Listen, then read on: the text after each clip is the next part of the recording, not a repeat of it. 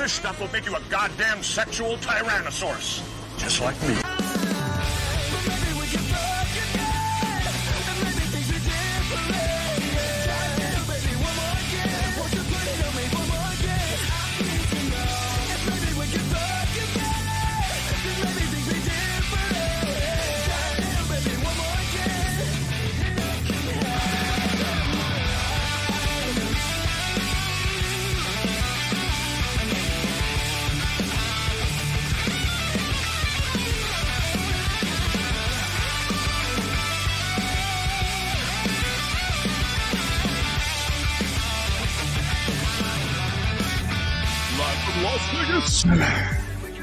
Access Vegas. This stuff will make you a goddamn.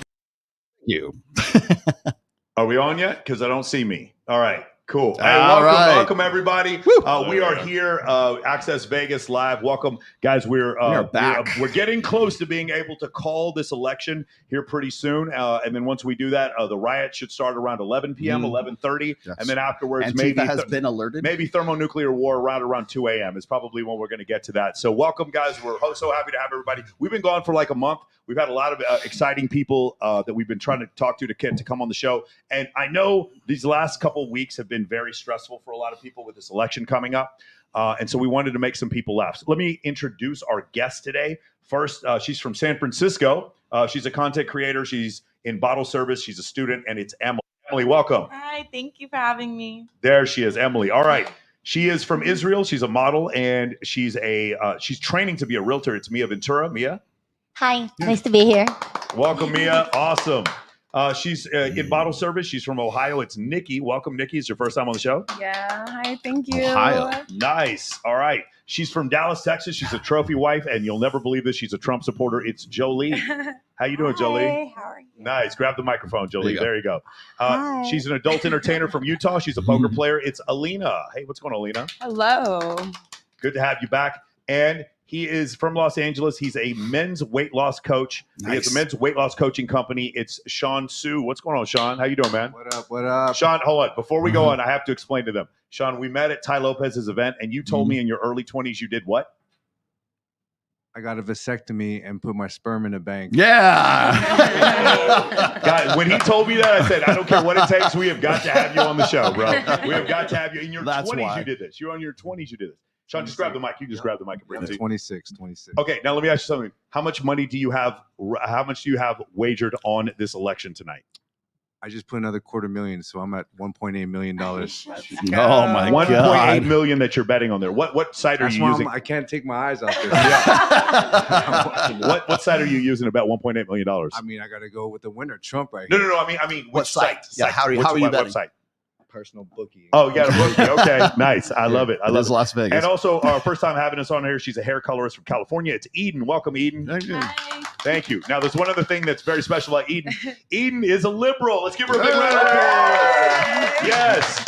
We tried for weeks to find a single liberal. Guys, I have been trying forever. I have messaged so many women, and none of them, like all I could find were Trump supporters. And here's the thing. Here's what's scary about it. Number one, obviously, if you don't know this, I talk to guys who are Trump supporters and are like, I don't know anyone who's voting for Kamala Harris. And when I talk to people who voted for Kamala Harris, they're like, I don't know anyone who's voting for Donald Trump. I need you guys to understand. The social media algorithms put you in an echo chamber. They used to do it like you used to do it deliberately on your own. And now they do it because what happens is if you live in an echo chamber, you keep coming back to the platform over and over again. So one thing that I would recommend you guys do is step out of your echo chamber. We're going to have some, we're going to play some Scott Galloway quotes and we're going to play some stuff from Richard Reeves because these guys are political progressives. I want to listen to people who don't agree with me because if you don't do that, then you start having a half view of the world. Do you understand what I'm saying? Like when you start thinking, like I don't support Kamala Harris, but the idea that no one could support Kamala Harris, you have to say, well, why is it that we're even as close as we are right now? We're at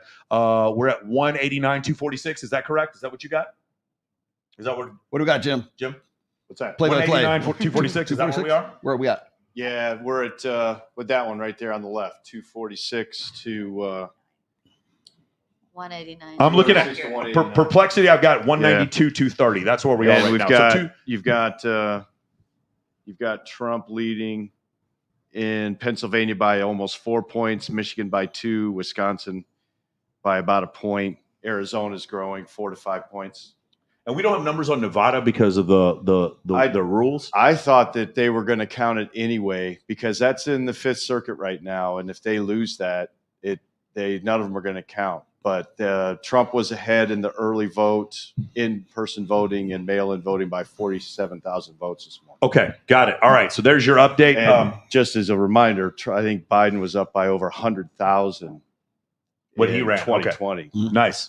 Okay, beautiful. So Sure. let's start playing some pull up clips the unless thing you here. want to get to some super chats. Man, I'm so excited to have Yeah, all the people I got on a here. couple of super chats. I don't know. I might get these real quick. Rational Redneck says, if Trump gets Pennsylvania, he wins whether or not he gets Sorry about that. whether or not he gets PA depends on when they stop counting. If mail-in ballots are still coming in tomorrow, then he loses PA. Is that correct? Not possible. Is that accurate? Not No, possible. it's not accurate because they expunged most of the mail-in. The registries, they've cleaned up most of the registries, in particular in Georgia, Wisconsin, and Pennsylvania. And also, they reinforced the laws that you must request one. They couldn't just print them and send them out like they did last time. So the numbers are down 50 to 90% for mail-in ballots. Really? Wow. Yeah. Nice. Here's another one. If he if he loses Pennsylvania, then Arizona becomes critical. So I have a question for the Arizona residents. Are Harris signs common around the local graveyards? Very funny. That's pretty funny. Okay, awesome. I want to show you this one first. Go ahead, Okay. do it. I used this video on my Sunday show just last Sunday, and I want everybody you've probably already seen this. Everybody take a look up here. Your turn, honey. In the one place in America where women still have a right to choose, you can vote any way you want. And no one will ever know. Did you make the right choice? Sure did, honey. Remember, what happens in the booth stays in the booth. Vote Harris Walls. Vote Common Good is responsible for the contents of this That ad. is some subversive ass shit. That is guys, some subversive ass let's shit. go for it. Ready? What are we talking about? Lie to your husband. What else are we talking about here? Ready? Don't you know what I'm saying? It's so fucking funny. What do you got? What do you think about that video, Eden? I think men love being lied to. Okay, there you go. Let's give a big round of applause. There we Men love go. being lied to. Yeah, I don't know if you guys noticed. OnlyFans did $6.6 million last year. yes. So Do you maybe think they that's told true. their wives? Yeah, that's right. Sean, what do you think about that ad? I think it's interesting. Subversive as fuck. Just go ahead and say it. Mike, what do we think about the ad? It's quirky. I thought it was kind of cute because the other part was, let me look at this normal looking woman across the way from me who doesn't have an American flag on her head, and then wink at her, and then because of that, now I know I'm going to vote for Harris because of this. It's like, no, like I could, because here, what else does this commercial intimate? It intimates that the only reason women would ever vote for Trump, the only reason is because their husbands coerce them to. We'll beat them if they don't. Did you not grasp that? That was another part of the video. It's like we know you'd never vote for Trump. You're being coerced. Wink, you're being beaten by your church group, and you're being harassed and harangued. But when you get in that voting booth, go ahead and vote for Harris because you know you wanted to the whole time because you're a woman and we play identity politics, and that's the only thing that matters. Gender It's politics. like there's so many little pieces, and the other part is like, which political party is for the nuclear family? And then what did this ad say? Lie to your husband. You guys catch that part? It's this little piece that you kind of miss. You could never run a conservative ad like this. Ready? Jolie, what do you think? Grab the mic. Julia Roberts. What do you mean? Yeah, that was Julia Roberts. No, yeah, seriously, that's an What am I supposed to think? It's evil. Yeah. Beautiful. What did you think? I mean, I'm a woman and I don't have a man, and I still voted for Donald Trump. That's crazy. How can you make those decisions on your own? You must be, know. you know what? As a It's silly woman, toxic I don't masculinity even know. that has persuaded you into believing these things. I You've been know. gaslit by men for so long that It you was finally. your dad. It's incredible. How do you? It's unbelievable that you. Incredible, Mia. I cannot vote yet, unfortunately. But if I could have, I would have voted for Trump. And Mhm. I'm a single How come woman. you cannot vote? I'm on a green card, so a green card Oh, holder for okay. 10 years. But I'm getting my citizenship in 7 weeks. So I'm congratulations. too. Well, listen, I wish we could. there's another way you can vote. Mhm. Just be Mexican and go to Arizona. Oh, I'm That's- sorry. Was I not supposed to say that? Was I not supposed to say that out loud? That's why I'm sorry. I would vote for Was Trump. I not supposed to? When I walked out of the polling booth, they looked at me and they're like, "Who'd you vote for, sir?" And I said, "Well, I'm Hispanic." and I showed them my driver's license. So who do you think I voted for? I'm going to go get back in my car with my Glock. Who do you think I would voted for? Would you want to take a guess? Who do you think I voted for? It's just the liberal propaganda I don't like. It's saying like if you're a woman, you have to vote for her. You're not. If you're black and you vote for Trump, you're not black. That makes no sense. So I don't like the way that they're doing that. But it's just something that they I also would do. feel like they used her voice on purpose. I mean, everyone knows. She's like a household name. Yeah. Like everyone knows. Beautiful. And it was a white family. I mean, a white couple that they used. Yeah. Of course. Interesting. That is a great video. What else do we have? I thought that was subversive as fuck. I was just gonna say, it's like, you notice that they make the guys like the husbands, like he's just only kind of like these women would never get with those guys in the first place. So let's be honest here. And then this is just one. I used to work in marketing and advertising and stuff like this, so I understand that there's agencies and there's a lot of money that goes into the ads. There's another one that I'm going to show you guys in a minute here. I'm fairly certain it's by the same agency, but it's funny to me to see how they like want to portray just like, the average sort of middle America, from the flyover states as being these like, these fat white guys with, like you look like a deer in the headlights and they look like their name would be Bubba or they're Larry the Cable Guy or something like that. And I'm like, really, is that is that the best that you got? Well, hold on. You know what the thing is though? It's typecasting because they have to. Because if the Republican man goes and fights for his family or fights for his country, then you do support him. Yeah. But if he's fat and dumb, so that's why he has to be Homer Simpson. Oh yeah. They have to. No, like the conservative man who's masculine, you must make him Homer Simpson, because if he's Homer Simpson, then what happens is he's not to be trusted. Yeah. The only thing to be trusted is your intuition. You can't trust what I said before. Women are being taught today that men are either Homer Simpson or Ted Bundy. You're one of the two. You're either incompetent, you're abusive, or you're dangerous. Like that's it. And until they, so that's why you see a lack of trustworthiness. I'm gonna ask you something, Sean. I'll ask you something, James, and actually you guys over here. In your experience over the last couple of years of dating, have women become more flaky or less flaky in the last 10 years? Way more. Way more. Wait, is that what you're saying, Sean? Oh, man. Yeah. The level of flakiness is crazy now. It is it's higher. The level of flakiness. You have to add up. You have to pancake all your meetings just because 70% that's exactly right. Yeah, up. literally. And then if she does stand you up, you have to show that you had a better time than whatever you were going to do with her. And be extremely petty about it. And then all of a sudden she doesn't flake the next time. So the thing is though, in a lot of ways, I think that women are being taught that men are incompetent. They're what's it called? What I say? Homer Simpson. Yeah. And so because they're incompetent, then women don't trust men. And I asked several women. I went to Swimsuit USA. I was like, "Do you guys think that women trust men more or less?" And they're like, "Well, they trust men less." And it's like it's men. Well, men haven't really changed if you think about it. And actually, if you look at violent crime and SA, if you look at sexual A, you know what I'm saying.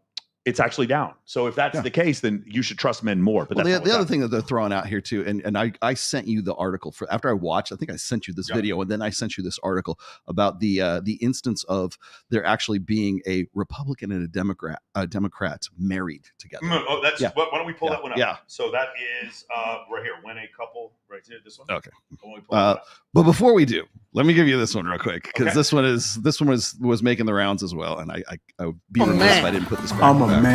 I'm a man, man. And I'm man enough. I'm man enough to enjoy a barrel-proof bourbon. Neat. Man enough to cook my steak rare. Man enough to deadlift 500, then braid the out of my daughter's hair. You think I'm afraid to rebuild a carburetor? I eat carburetors for breakfast. I ain't afraid of bears. That's what bear hugs are for. And I'll tell you another thing I sure as shit am not afraid of. Women. I'm not afraid of women. I'm not afraid of women. They want to control their bodies? I say go for it. They want to use IVF to start a family? I'm not afraid of families. They want to be childless cat ladies? Have all the cats you want. Woman wants to be president? Well, I hope she has the guts to look me right in the eye and accept my full-throated endorsement. Because I'm man enough to support women. Man enough to know what kind of donuts I like. Man enough to admit I'm lost, even when I refuse to ask for directions. Man enough to not ban young women from reading Little Women. Or one of those pants books that the sisters like. I'm man enough to raw dog a flight. It sucked. Not worth it. I'm man enough to be emotional in front of my wife. In front of my kids. In front of my horse. I'm man enough to tell you that I cry at Love Actually. Good Will Hunting. West Side Story. That and Predator. And I'm sick of so-called men domineering, belittling, and controlling women just so they can feel more powerful. That's not how my mama raised me. I love women. I love women who support their families. Women who decide not to have families. Women who take charge. And I'm man enough to help them win. I just can't imagine those that. are real ads. I thought that was real. But I can't imagine they Yes. expect men to vote for Harris. I hear me out. I think that ad was for women. Oh yeah, yeah. I Well, think that ad was yeah. to say like this is we want this type of man, this type of new man who is going to let me do whatever I want. And I mean, I made this quote on when I was on Dr. Phil. It's like the only time we celebrate masculinity is when it looks like femininity. Yes. Yeah, that's the only time. Chris Williamson said that one of the problems with modern therapy is that the way men are treated, they're treated as defective women. Yeah, well, that's Camille Paglio was where he's getting that quote from. Is that we raise our boys, we raise our sons as if they were defective daughters or defective girls, but basically, because the way we have been sort of indoctrinating last four generations. If you look at who the teachers are, especially in public schools, it's 78%. So 78% female, but like the other part that's really inconvenient is when you look at the number of women who are in the workforce and have children, and they're surveyed to say how many of you, if you had the opportunity to go back and stay at home and not work and stay with the kids, 56% of them say that they would have stayed. Oh, they home would with love the kids. to. Yeah. Like that.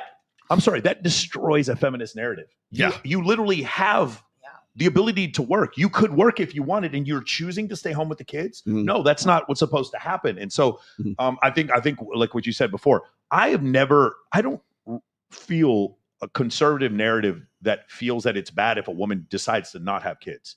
I feel like the liberal narrative is when you see women on TikTok saying, I made a sandwich for my man, that they're feminists saying you've set women's liberation back 50 years. That's ridiculous. Have you seen these clips on TikTok? Guys, go check it out.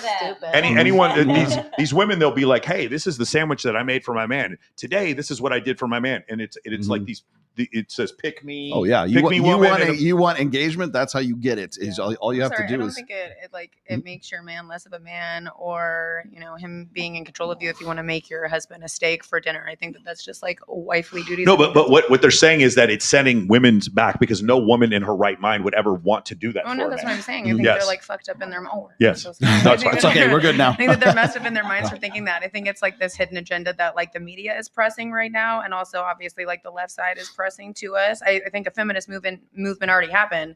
If you and I were both to get a job, let's say doing something super normal like at Burger King or something, they're not going to pay you more than me because you're a man. Everything is pretty much as equal as it can get. So I don't really understand where this like feminist type of energy is coming from. I know where it comes from. It comes from like an egalitarian belief. Like if the world were different, if you were to say, hey, everyone's equal, that seems kind of nice. It seems kind of fair. But the thing is, we don't live in Gene Roddenberry's Star Trek. Yeah, we don't have replicators that can create an unlimited food. Yeah. When you talk about, when Kamala talked about raising taxes on people who make more than $400,000 a year, I got bad news for you guys. If all the people in this country who made more than $400,000 a year just decided to get up and leave, there'd be no lights, there'd be no city, you have no idea until you run a company and understand how you need strong leadership at the top and people to take responsibility. And a lot of those people are often rewarded with more money. When you punish those people, society shuts down. The best illustration I've ever seen of this, and obviously it's a book of fiction, 1961's Atlas Shrugged by Ayn Rand. I highly recommend everybody read it. But the funny thing about the book is that at the end of the book, you see all those people, they go to this little valley in Colorado, and at the very end of the book, spoiler alert, but the book's like 80 years old. What's going on here? Some feedback. So at the end of the book, the city of New York just goes dark. It goes dark. And when you see what happened in California, what happened? You saw Elon Musk and Joe Rogan last night, and they were saying we left California for the exact same reasons that are in the book. Right. The taxes went too high. You started telling us how to live our lives. The homeless problem got too much, so we decided to leave and go somewhere else where we had a monicum. Of course, now they want to come to Vegas because we're here. I came to Vegas from California. Yes, go ahead. Okay, so in the Bible, just grab the microphone and go right here, just like this. Yeah, okay. just grab it. So in the Bible, my father's a pastor. Okay. And we were born from a rib of a man. We were born because God's like, here's a man. Men needs women. And men have different brains. I just want to do my eyelashes, go get facials, and go be beautiful all day long. And then I'll cook dinner, no problem. You know what? The other thing is that's incredible. That's a scientific study by. And I'll be happy because nobody's complaining about work stuff to me. Yes. Okay. While that is the case, if a woman though does want to work, that's fine too. That's not the issue. Not for you. That's not for you. What do you think about this? Where are we at right now? Oh, dude, we're at 205, 230 now. Woo. Well, she came up. No, she didn't. Your necessity, your feeling of supporting the Harris campaign and not supporting Trump. Can you emphasize like where do you feel this from? Well, I was grab the microphone and just go just like this. Yeah, just talk right into the it. face with the thing. Just like this. Well, I was born and raised in California, Yeah. which is obviously a very blue state. I come from a blue family. I'm very pro reproductive rights. I'm very pro woman. I think it's time for a woman president. I think the men have had their chance. Like, what's the worst a woman could do at this point? Thermonuclear war. Men have already done that. 9% inflation. I think, sexism is a big deal breaker for me. Racism is a huge deal breaker for me. Non-negotiables. Yeah. Well, it's funny that you bring up the whole racism thing. Can we bring up can you bring up this one? Camila, her career as a prosecutor. How many black people she put in prison? I cannot. Sorry. There we go. She's so racist. Let's take a look up here. Election data analyst Harry Hinton talking about how bad Kamala Harris is doing with black men and women, and how much better Trump is doing to the extent that he is poised to do the best in 64 years among black voters. Listen. This is the Democratic margin among black men under the age of 45. Back to November of 2012, what do you see? You see Obama by 81. Clinton only won him by 63. Then we're all the way down to Biden last time around by 53. A tremendous drop already. And then you take a look at the average of the most recent polls, and Kamala Harris is up by only 41 points. That is about half the margin that Obama won them by back in November of 2012. How about black men overall? If younger black men, it looks like the worst Democratic performance since 1960, since JFK versus Richard Nixon. If these numbers on black voters are accurate, Kamala Harris's math doesn't add up. And that's exactly what I've seen anecdotally. And I you know what I call this? I call this the Myron Gaines effect. Oh my God. Because but if you go look. So the DHS was right. Yeah, the DHS was right. I've said this before. You and I have been doing different shows in the manosphere for a while. And I've asked you this before. This country is about 14% black, 13% black. What percentage of the country, of the manosphere, do you think is black? God, that's a tough question. I would say at least a third. A third. I'd say 30. Yeah, I'd say 33% of the manosphere is black. 33. So now you want to consider, of all these people who are Googling Andrew Tate and all the people that watch Fresh and Fit or whatever podcast, we're talking about a third of them are African American. The bent in the manosphere is to which political party? Oh, very much the conservative side. It's exclusive. It's almost entirely conservative. In fact, I can think of very few content creators. There's a few pickup artists that are liberal, but for the most part, it's almost entirely conservative. I mean, that's the reason why Myron, myself, Aaron Clary, and a lot of other creators are on that DHS, the Department of Homeland Security watch list right now. That's one of the reasons. Honestly, I think that's what we're seeing happening right now, especially with that, is because we have NGOs. We have Diverting Hate NGO out of Arizona, who's been really tracking me and basically, throttling my traffic for over a year right now. All this is, by the way, there's no secrets about this. They put out biannual reports on this saying we are choking we're redirecting their traffic and we're choking them off right now. And the reason for that is, so why would they do that? The only reason that I can think of is because they don't want our influence, my influence, Myron's influence, anybody who is in a sort of the masculine improvement sphere, however we want to, call it, they are concerned that, and you're going to find out here in just a minute when we talk about Scott Galloway, they're concerned that guys like myself and Myron are going to in some way encourage guys to vote for Trump, and that it is a direct threat. And we already know this because where does the Harris campaign go? They go and they want to ridicule, masculinity. Then they want to redefine masculinity in that second one. By the way, those are the only two of probably 4 or 5 of these things. And so they're essentially trying to find some way to say, well, this is bad. This is toxic masculinity and this is good masculinity. And we need more good masculine people. And they still can't get over themselves in the fact that guys are going to be guys no matter what. So if they're voting for Trump or they're voting for Kamala, you're looking at two different animals. You're looking at two different guys, two different forms of definitions of masculinity. One of those is these guys who want to be sort of like Tim Walz, right? Tim Walz is supposed to be this bastion of this new male kind of, he's a coach and he's just a nice guy and he just sort of goes along, get along. And that's the kind of masculinity we need. And then you've got the Trump masculine guys who are more like Andrew Tate, or these guys are just full of macho bullshit, and each one of those is a caricature of the most extreme ends of this. Yeah. So what I said before is the reason why you end up on a DHS watch list is not because what you're saying is dangerous, and it's not because what you're saying the idea. I'm sure I'll be dropped right after after this election. I'm sure that it all goes away. I want to literally, ladies, who here has lost an Instagram account because of stuff that you posted on there? Yeah, Instagram. Mm-hmm. So you're telling me that Meta likes women? Is that what Meta's a defender of women? Why don't you look at Meta's terms of service? Meta will take your account down for sexually suggestive posts. Who suggests whether or not you guys have sex? Is it the people looking at your post? Who is it that gets to suggest when you have sex? Who is it that gets to suggest that? Tell me, who is it? You were talking about women's rights. Who suggests when you have sex? You do.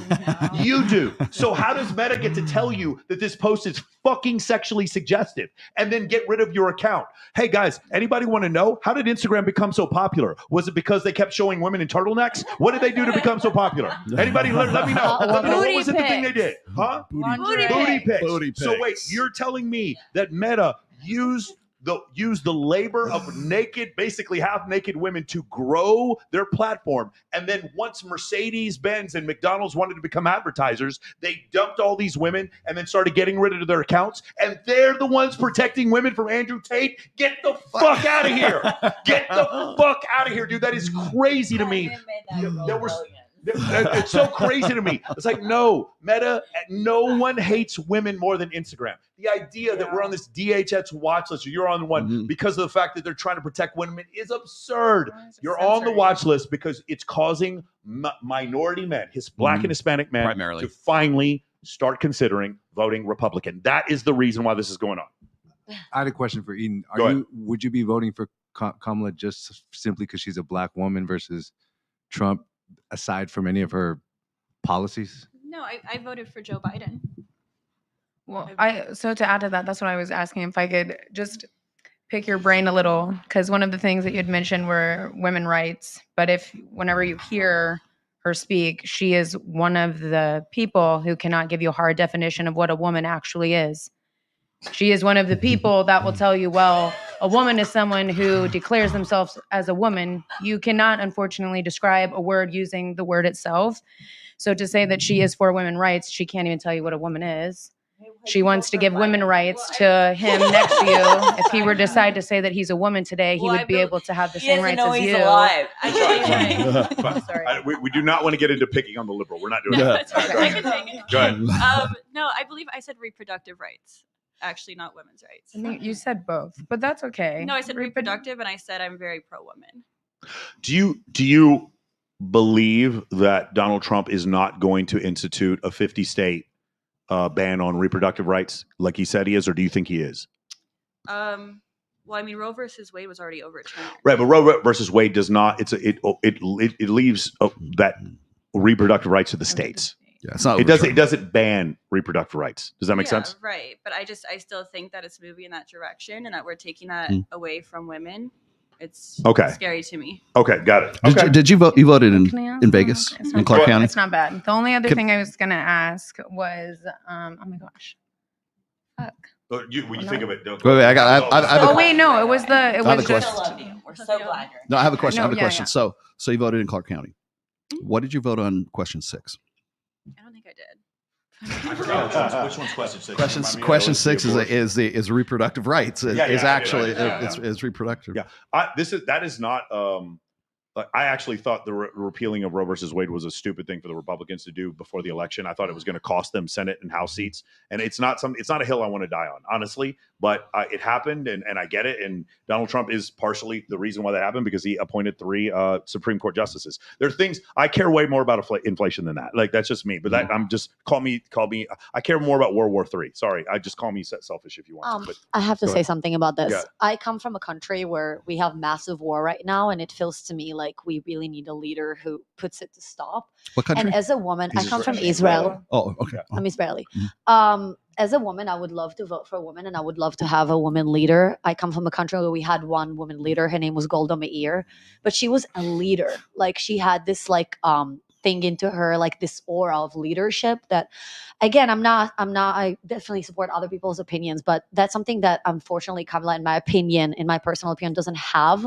And Trump has this leadership personality where it feels to me like everything that is happening in Ukraine and Russia right now, and everything that is happening with Israel and Gaza, Palestine, is definitely going to be, like, if we have a strong leadership in America, all these wars and all those innocent people that are dying right now would probably be over with. And it's when I came to this country to definitely be a free woman. And I felt like when I came from Jerusalem, to me, America was super free because I could wear whatever I want and I could do whatever I want.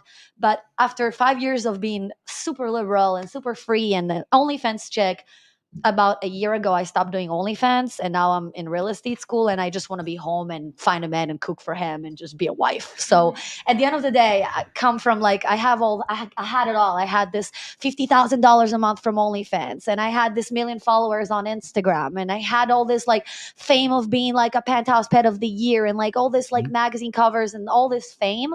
And at the end of the day, all I want is get married and have kids and just be home pregnant and cook for my husband. But that's me too. That's also So- me.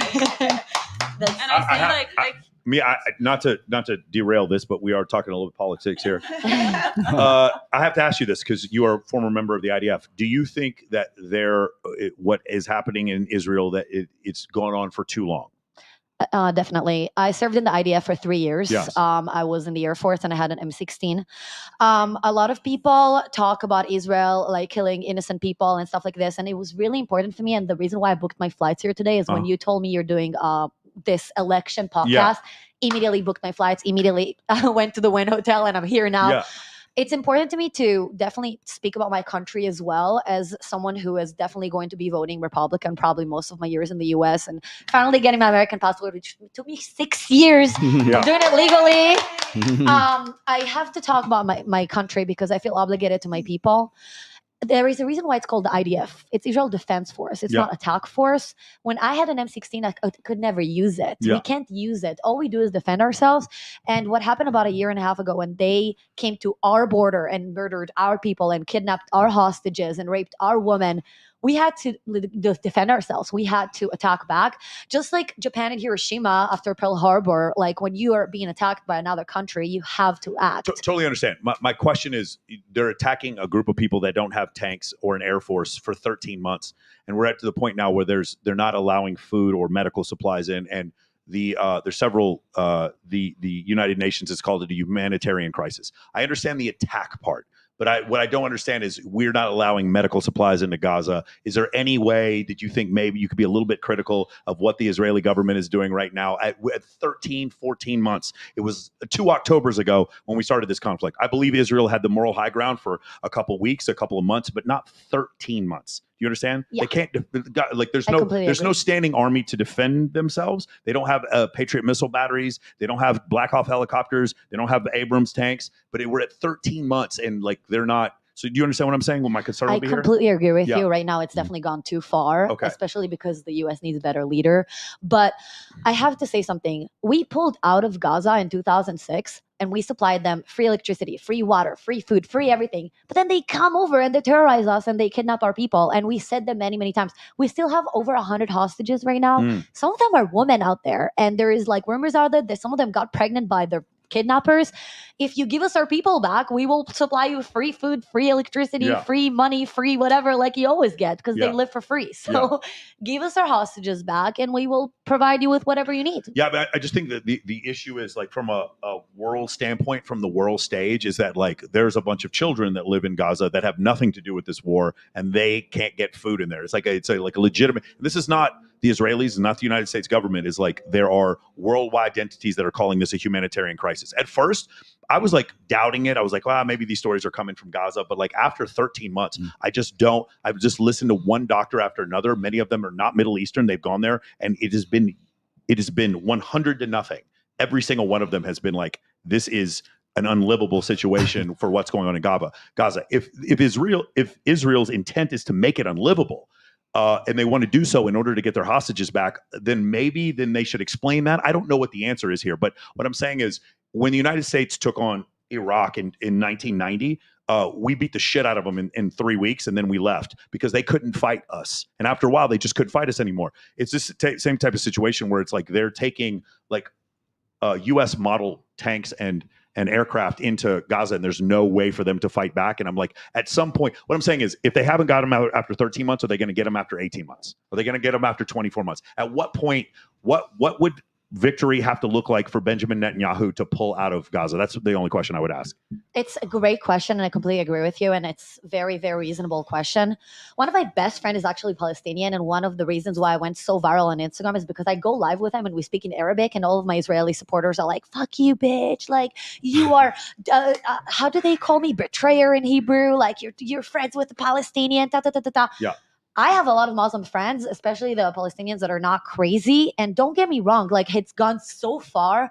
But at the end of the day, even their children are being taught to hate, and they have a terror organization as a leadership. So when you have someone like Iran right now, their leadership right now is a terror, like it's a dictatorship where they terror their citizens. Sure. So if you have a terror organization as a leadership and all you teach your children and your little 3-4-year-olds is to stab Jews and kill them to death, I'm sorry, but I really don't feel bad for their children if they're going to be terrorizing our country in like 4 years from now. Okay. So at the end of the day, yes, we need to go back to America right now and to the other topics, but it's extremely complicated and it's very, very sad. And I feel so bad that so many people are dying. 3,000 years. I so want her on for a president. Never going to be over.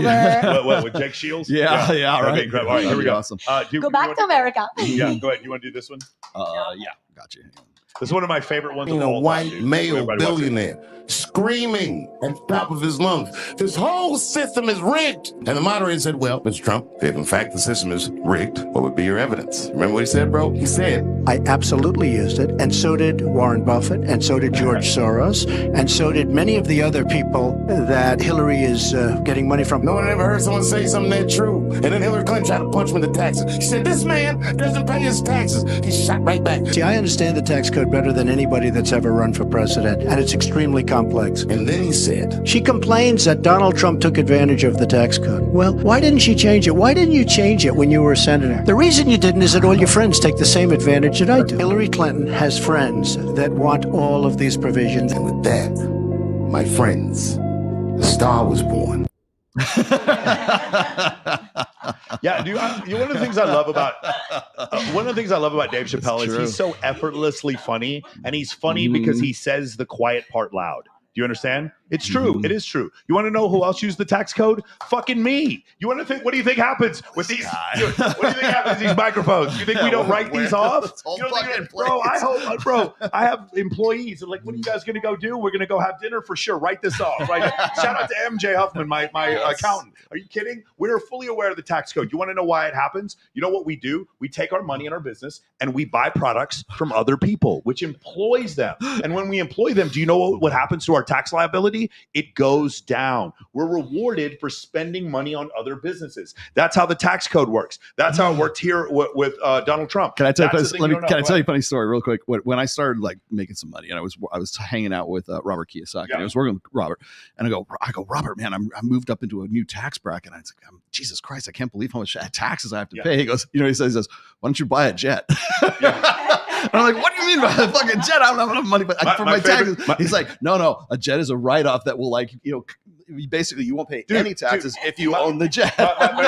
You got the Daytona right here? Is that what is it? Yeah. So I was talking to my friends about buying a Rolex, and it didn't make any sense to me. I was like, man, that seems like a lot of money. And then they started explaining to me how depreciation works on it, and how it's a tax write-off if it's marketing. And I was like, damn, I need to buy some jewelry. Like, you don't understand this at this point, because one of the things that happens is that you don't understand. Like, again, a lot of people are not educated on how money works or how tax write-off works. Certain jewelry. Yeah, for sure. But anyway, so let's go to, I like this one. See this one? Yeah. This one's great. You guys will like this. Get this one.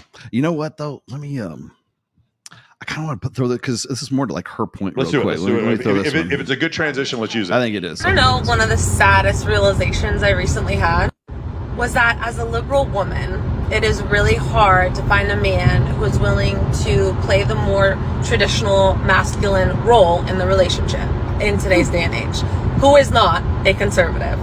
A man who wants to pay on the first date, who wants to open your door, who has that want and desire to take care of you and to provide, who is not a conservative. And obviously, as a liberal woman, I do want to be respected for my independence. And I do want to have my own autonomy in the relationship and not be confined or conform to the traditional female homemaker, childbearing role. And most of the men that I've dated who do have that more natural provider masculinity about them are normally conservative. So I don't really know what to do, because I don't want to compromise my morals and values just to find a man. But am I asking to have my cake and eat it too? Like, you know what? You don't have a problem with. You don't have a problem with the idea that if you date someone of a different political party than you, you're compromising your morals and values. That's crazy to me. Like, I don't. If you're fine, dude, who gives a shit? If you're hot, like, who cares? Who's going to hold you accountable? Who's going to hold you accountable? What do you think about this? Have you had this issue where dating a man, you're a liberal who dates liberal men? For the most part, I've had one conservative partner, and he was actually like the opposite. He was like the cheapest man I've ever been with. Oh, okay. And he was like one of those like people who are like brainwashed that he's like about to be a billionaire because of crypto. And he would always be like, oh my God, Trump protects my taxes. I'm like, oh my God, like God forbid they take your Dogecoin. That's worth $40. But no, I'm politically liberal, and that's like, I keep hearing a lot of people like, oh, I want to raise kids. I want to be a wife. I share that mentality like stronger than anyone I know. Yeah. But I don't think, even feminism, I don't think we're trying, like feminists say you have to do this or you're not a feminist. I think it gives people the freedom to choose who they are, what lifestyle fits them. I think certain types of feminists, you're correct. I think there's a type of egalitarian feminist, which is like, if men can have sex with a lot of women, then women can have a lot of sex with a lot of men. And there's a separate type of feminist that is basically all men are potential rapists. That's a separate type of feminism. Everything has extremists. All the ills on planet Earth have to do with masculinity and testosterone. That is a separate type of feminism that exists. Hey, could you two move as close up this way as you can? Move as far to your left as you can. No, not you, Jolie. You're actually in the right spot. You're in the right spot. Yeah, good. Get you a little closer on camera. You're in shot. Let's get cozy. All right, cool. Now, I was going to say, this intrigued me because I see this happen all the time. And I mean, you just confirmed it for me too, is that I think that there's sort of this natural, innate kind of evolved firmware that men and women, but in this case, we're talking about women, have sort of as part of their operating system, our starting package, if you will, for like our own psychology. So it's like for women, they want a guy who's more dominant. They want a guy who's more conventionally masculine. They want a guy who has a capacity for violence, who can also, I think it was Justin Waller said the capacity to slit throats and change a diaper. Yeah, so hold a baby in one arm while killing somebody with the other one. Exactly. And I think that what's funny to me is like, then there is sort of the software, which is we're sort of convinced that feminism is, anyway, I think feminism is more like a programming. It's more like a conditioning. It's more like software.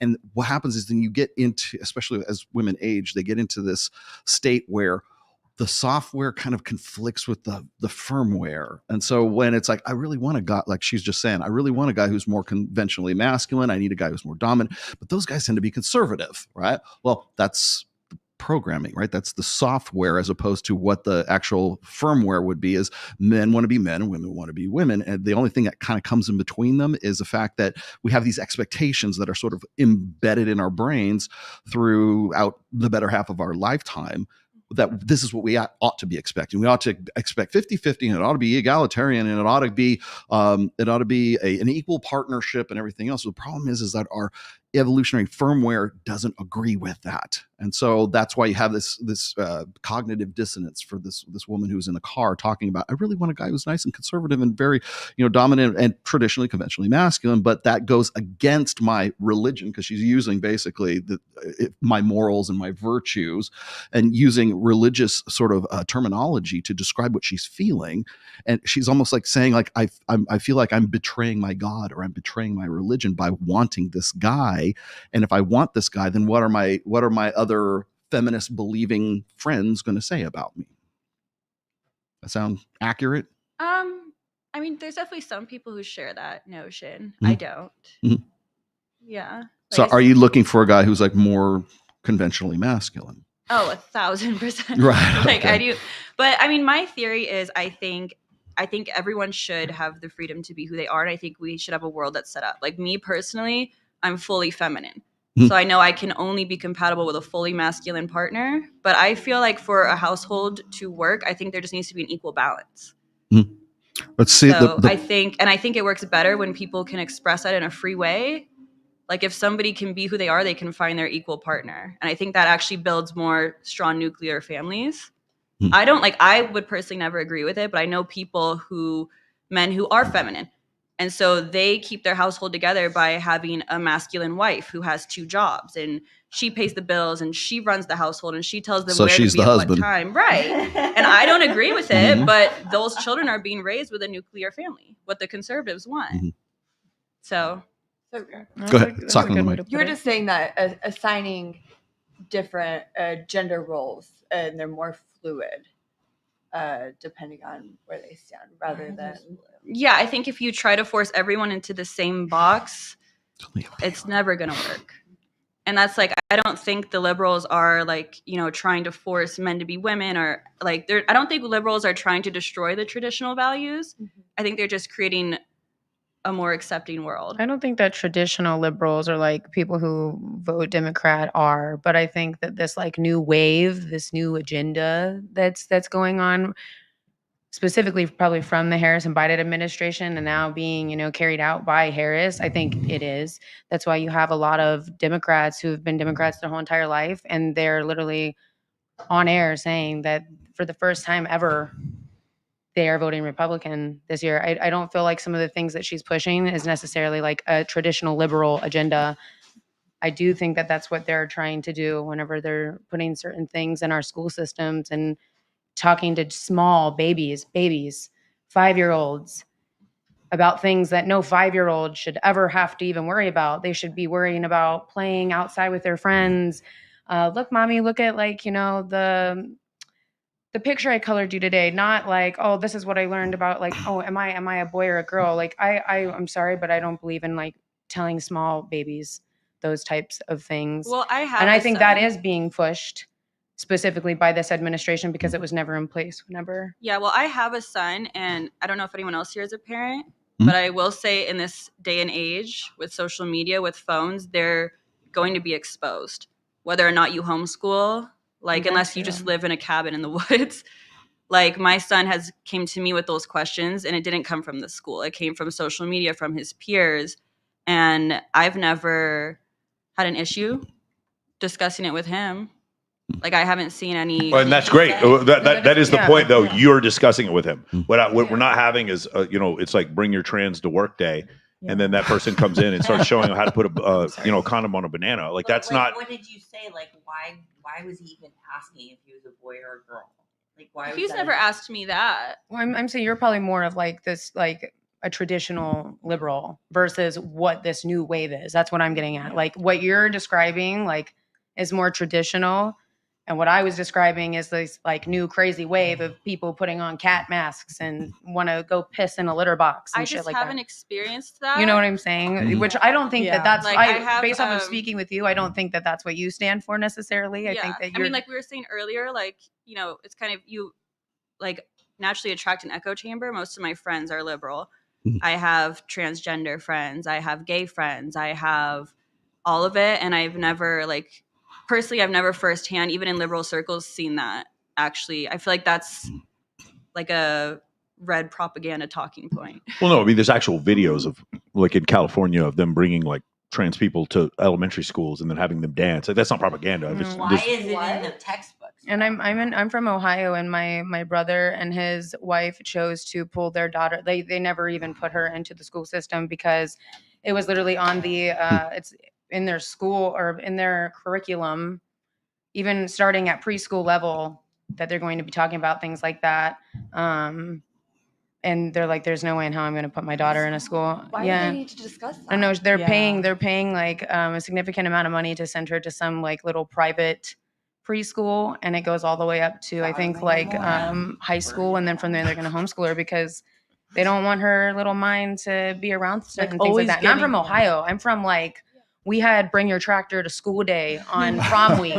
I'm from like the fucking boonies, and they're doing that stuff out there. So it does exist. Yeah, but I mean, well, trans people do exist. That does, of course. Gay But people the issue is not. The issue is that they don't Time out. exist. We are like Rollo and I on the show. We're pretty libertarian when it comes to this. The issue is not trans people. It has never been trans people. Hold on. The issue is not trans people. It has never been trans people. The issue is, as a parent, I should have the right, whether or not my child is, number one, exposed to this form of sexuality and alternative sexuality before they go through puberty, and number two, given affirmative care, or what's it called? I'm sorry, gender affirming care. What gender? Yeah. Somebody help me. Gender affirming. Gender affirming care. And also with certain people in the Democrat Party denying parental consent, meaning that if my child says it was a boy, wants to be a girl, that me as the parent might not even be notified of that happening. That's what we have a problem with. There is no problem with people being trans. And there's certainly no problem with people being trans after the age of 18, just like when they could vote, smoke cigarettes, or join the military. The problem is when this is the main issue. This is not a moral concern. This is just something all the men who are watching here, if you agree with me, put a 1 in the chat if you agree with it. Part of our maleness is our heterosexuality. Part of our maleness, if that makes any sense to you. What about gay men? No, still, there's that could be part of their. No. Okay, I don't know. We're not going to get into that right now. But part of when I went through puberty, part of my masculinity and my maleness was my desire for the opposite sex. And maybe if you're Jolie, give me a second here. Give me a second. Part of my maleness is my heterosexuality. And let's just say if someone's homosexual and they go through puberty, and after they go through puberty, they decide to become homosexual, or they don't decide, but they become homosexual, then part of their maleness is their homosexuality. That's fine too. But my point is, before puberty, I knew I kind of liked girls. After puberty, I really knew I liked girls. Do you understand what I'm saying? I do, but I don't think that's defined by maleness, because there are gay men and there are lesbian women. For sure. So we're just talking about my maleness right now. Okay. Those points are valid points. We're just talking about my maleness. My heterosexuality is not a social construct that was taught to me, and it can't be untaught to me. So that's how I feel. So that's where when they say like they're teaching the kids to be gay. No, I don't agree that they're teaching the kids. I don't agree that they're teaching the kids to be gay. What they're doing is proposing ideas, gay and trans. So one of the things that we do that's so destructive in this conversation is we try to conflate gay and trans. Those are two different things. Yeah. Gay men, like Buttigieg, gay men are lawyers, doctors, accountants. Gay men really don't have it that rough in this country. Trans men, that's something completely different. You can choose to be trans. You can't choose whether or not to be gay. You absolutely can choose to be trans. You can choose to identify as a woman and still not be trans. Of course you can. What are you talking about? In order to be trans, you have to make a decision. In life, No. You can feel like you're a woman inside. That doesn't make you trans. You have to make a decision to become trans. Do you understand? I think we all choose our gender every day. I mean, I think we were born a specific gender. Okay. I think we're sex. Okay, you obviously don't mean biological gender. You mean like you're talking about a construct, a social construct. So that's when we're talking about. I wake up every day and I choose to be feminine. But can you define? No, you choose to be female. You don't choose to be feminine. So let me see if I can clarify this from, because this is a really big really big issue. I've talked about this a million times. Actually, I've written quite a bit about this. Is that there's especially in sort of liberal think tanks, as far as the ideology is concerned, or the thinking is concerned, is it's very rooted in what's known as the the blank slate mentality, meaning that everybody can be whatever. Everything is subjective. Everything is relative. We can be whatever. Tomorrow I can go and identify as, a cat, right? Whatever it is. And the thing is, the thing about that is that's okay. If that's the role playing that you want to play that particular morning, more power to you. Go have a fun time with that. The problem is when you go and you take that and you start to conflate sex and you conflate gender. The problem with those is that for the longest time, really since intersectional feminism came up in the mid 70s, we've had this dependency on this idea that there is a separation between biological sex and gender. And we have in that time have disproven that, categorically disproven that with the 4 laws of genetic behaviorism. Okay, so behavioral genetics. And a lot of people are still late to the party because they're still clinging on to these old social dynamics and these old kind of ways about their 20th century ways of thinking. The reason, I'll just give you the short version. The short version is this, is that gender is downstream from biological sex. So the things that make you feel like you're feminine, feel like you're masculine, are derived from testosterone, derived from estrogen, derived from your brain structure. Men and women's brain architecture is fundamentally different. And now we know that, but we didn't know that in the mid 70s when we were trying to figure out whether or not you're a boy or you're a girl or whatever. Is this a social constructionism? If you kick out the legs of emotionalism, social constructionism, the blank slate, and emotionalism, every other issue that is either a conservative issue or a liberal issue, all of it collapses. So if you take away those elements, you can start like actually having a more objective understanding of reality. Eden, here's my only question, right? So the Democrat Party was, especially in the 1960s, was supposed to be the party of the downtrodden and the disenfranchised. And it was supposed to be a party of equality. If I'm a child and I do not have all the information because I'm a child, it's not fair that I'm even allowed to change my gender before I even know what to do. Do you understand what I'm saying? Because here's the reason why. Because me as a man, I didn't change my gender, but I got to choose what I wanted to be after the age of 18. And I wasn't put up, there was no, what I'm saying is when I chose to join the military, I could do so after 18. When I chose to vote, I could do so after 18. Choose to drink alcohol, I could do so after 21. If you're saying that, and by the way, there's another study that shows about 88% of children who have a feeling of gender dysphoria, they revert back to their original gender at some point later. Imagine during that time period, there's surgery that happens and it's irreversible. The point is, one of the reasons why doctors are saying that they're trying to get children this gender affirming care before puberty is because if you change a man into a woman before male puberty, the surgery takes better. That's not a good enough reason for me. If you want to change your gender, do so. Absolutely. After you're 18. If you want to say that you're a woman, that's fine. But the puberty blockers and not telling parents about puberty blockers, I'm sorry, that is a federal felony as far as I'm concerned. That is the idea that someone could take your child and say, hey, we're going to give them this medication and not tell you because you're parental consent. That you can't possibly in a liberal democracy think that is okay. And that's exactly what happened to Elon Musk, which is why he's a Republican now, because in California, they took his son, and they gave him puberty blockers without explaining to him what was going on. That's why he's on this tirade. By the way, that's why he's supporting Donald Trump right now, is because that happened. You can't possibly believe in a liberal democracy that it's okay to take that parental investment, that parental right away from parents. That's the only issue that I'm saying. And you have the decision. You want to color your hair. You don't, like, little girls can't come in there and just say, I want to color my hair blonde if their parents don't want them to. We have guardianship for a reason in this country. But for some reason in this one area of changing your gender, we want to pull away guardianship from parents. That seems morally reprehensible to me. Right. Super chats. Let me get to one here. Rational Redneck. According to studies, conservatives tend to be more attractive. Looking at everyone in the room, I already know who voted for who. Swallow being the best example. Thank you. Guys, if you guys want to look this up on Perplexity or ChatGPT, there is a study that shows that men with more upper body strength are less in favor of wealth redistribution. That is an absolute study if you want to look that up. I don't know about the taxation policy here. What is this about? Okay, Rational Redneck again.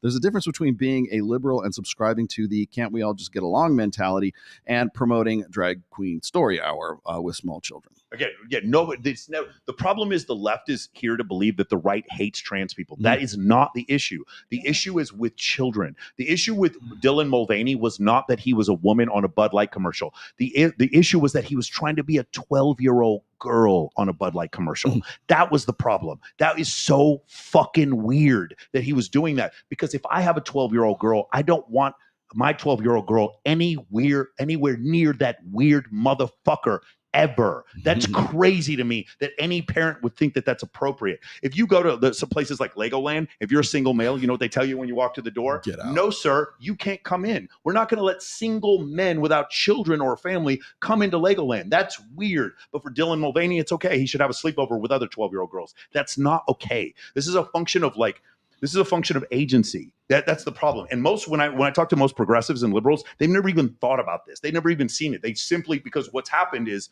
Kamala and the left have told many people on the left that the only reason to oppose this is because we hate trans people. That is not what's going on at all, or especially hate gay people. One of the things that I found to be most annoying is this idea that it's LGBTQ. That's ridiculous. Bisexual women are not discriminated against. I'm sorry, I don't give a fuck what anyone says. Bisexual women are not discriminated against by anyone.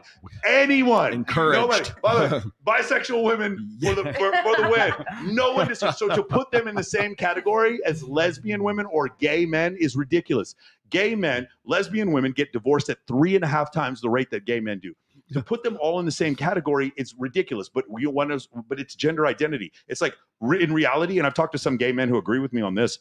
They'll say gay men are going to lead the LGBT community because they're like, we're the conservatives of this community. We're lawyers, we're doctors, we're accountants. We make $500,000 a year and have a Rolex watch. We have an incredible life. Gay men in this country do not have it that bad. It's now some trans people do. They get discriminated against, but it's like to put them all together. It's like they're trying to unify them so that all their problems are the same, and their problems are not the same. And what you saw, PBD was talking about how something like 20% of high school kids identify as LGBT, and if they're teaching these kids to be gay. It's like, well, no, I don't know if they're teaching the kids to be gay, because LGBTQ are 5 different fucking things. They're not all gay, and so that's why the whole thing is very confusing to me. Let's check in with Jim Kilgore. What's the stats, my friend? Oh, baby, it's coming. Speaking of ambiguously gay, there. Guys, hold on, wait. Yo, Fox News. Yo, listen. Yo, Fox News has them 232, 216. Yeah, Decision Desk still has it at 213 to 248. Fox has it like that? Fox has 232 to 216. Perplexity. Perplexity is 210, 230. So she's, like I said before, she is definitely caught up. Decision Desk has got the most accurate poll. It's 213 to 248. Trump is up 3 points in Pennsylvania with over 86% reporting. It doesn't look like she's going to be able to close the gap. Now, what I am seeing is in all these 7 swing states that he has a lead of 1% or more, 1% in Arizona and 3% in all the other states. He's only 1% in Arizona, but there's still half to report. And he's up now by 3 in Michigan, and he's up by 4 with 84% reporting in Wisconsin. She's probably not going to be able to close that either, because a lot of the late votes that are coming in from all these from the Rust Belt states, I think it's interesting that are usually rural votes that come in late, which tend to go more conservative. So, they are. Hey, Michael, I have a question. Go ahead. What you said earlier about being masculine has. What was the point that when you liked a woman, was it you're at your full masculinity? No. But it's one of the pieces of, like, when you remember, we all have the same experience. We maybe had a little bit of a crush on a girl when we were like 11 or 10 or 11, but when we were 14, we really fucking liked women. We couldn't think about anything else. Like, the cornerstone of our masculinity was our attraction towards women. We would sit there and compete with each other. We'd run up and down the fucking halls. We'd go play football, get in fights. We do all this shit to ride wheelies down the street. Wheelies down the street to try to. We were men competing with other men for access to women, even if we didn't know we were doing it. That's what we were doing. And so you've taken that choice away. I knew I really fucking liked women when I was 14, 15, 16 years old. And I should not have even had the agency to make a decision about my sexuality before that point, before puberty. That's my point. Gene. Bitcoin, let's go. And Eden, I agree with that. Market update. Only because I think trans people don't want to be masculine. Well, trans in which way? I mean, well, no, trans women want to be masculine men. Yeah, for sure. Well, I can see that. I mean, yeah, you're right. I mean, I'm saying like a man that wants to dress like a woman and be feminine feels more natural being feminine. Wouldn't you agree? So being masculine would kind of take them in an unnatural state. Wouldn't you agree? Talking to the mic. So, like, just to his point about being masculine and about liking a woman. Yes. That's a natural connection for me. But because for you though, because you're whether or not it is. So let's just say that you have a proclivity to become homosexual, and so let's say you're 11, 12, and you kind of think you like boys, but when you go through puberty, you really like boys. That we'll just use the homosexual example for you.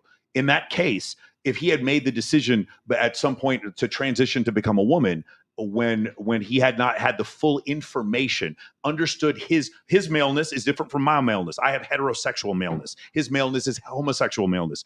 Well, I'm not fully in my maleness until I go through puberty. So for me to transition before that point, not only do I not have the full information, it's also not fair because my parents had their full information before they got to choose, but I didn't. You see what I'm saying? But also you proclaim that you really love being feminine. And so having a masculine man will balance you out. Could you see yourself being with a bisexual man that has sex with other men? Would that turn you on? I mean, it wouldn't turn me on. I would just be indifferent. I could date a bisexual man as long as he was like masculine.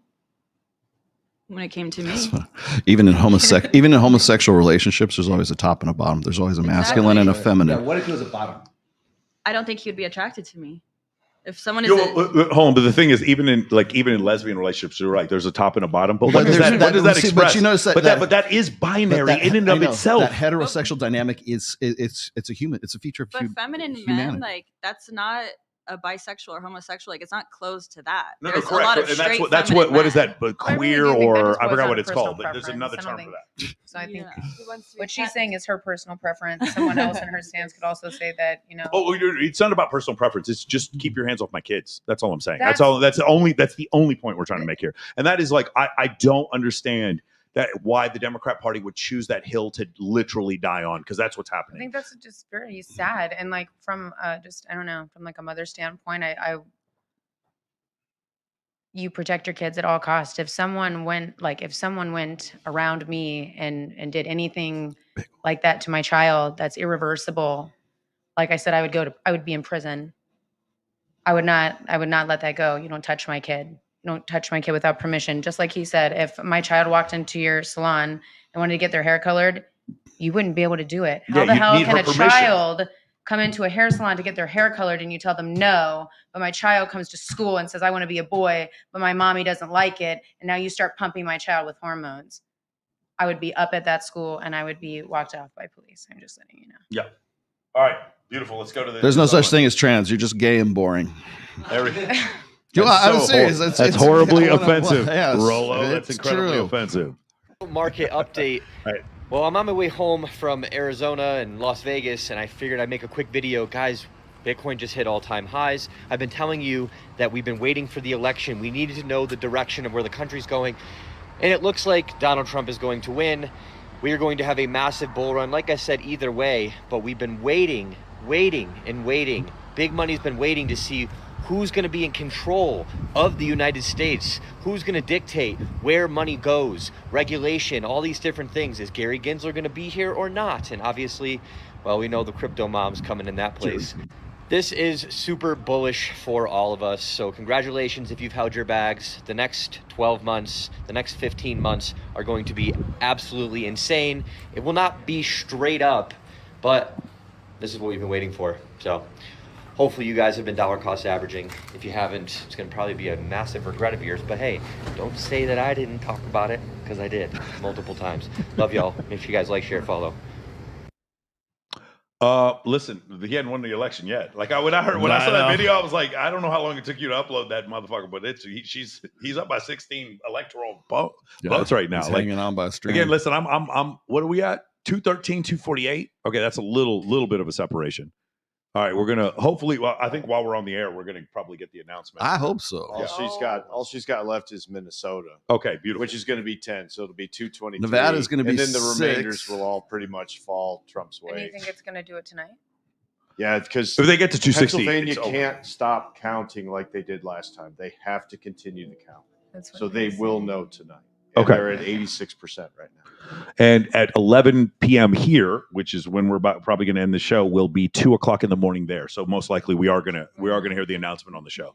Wow. You all right? Yay. Is that Galloway? Is that Galloway? Yeah, I don't know. Let's go through them all. Okay.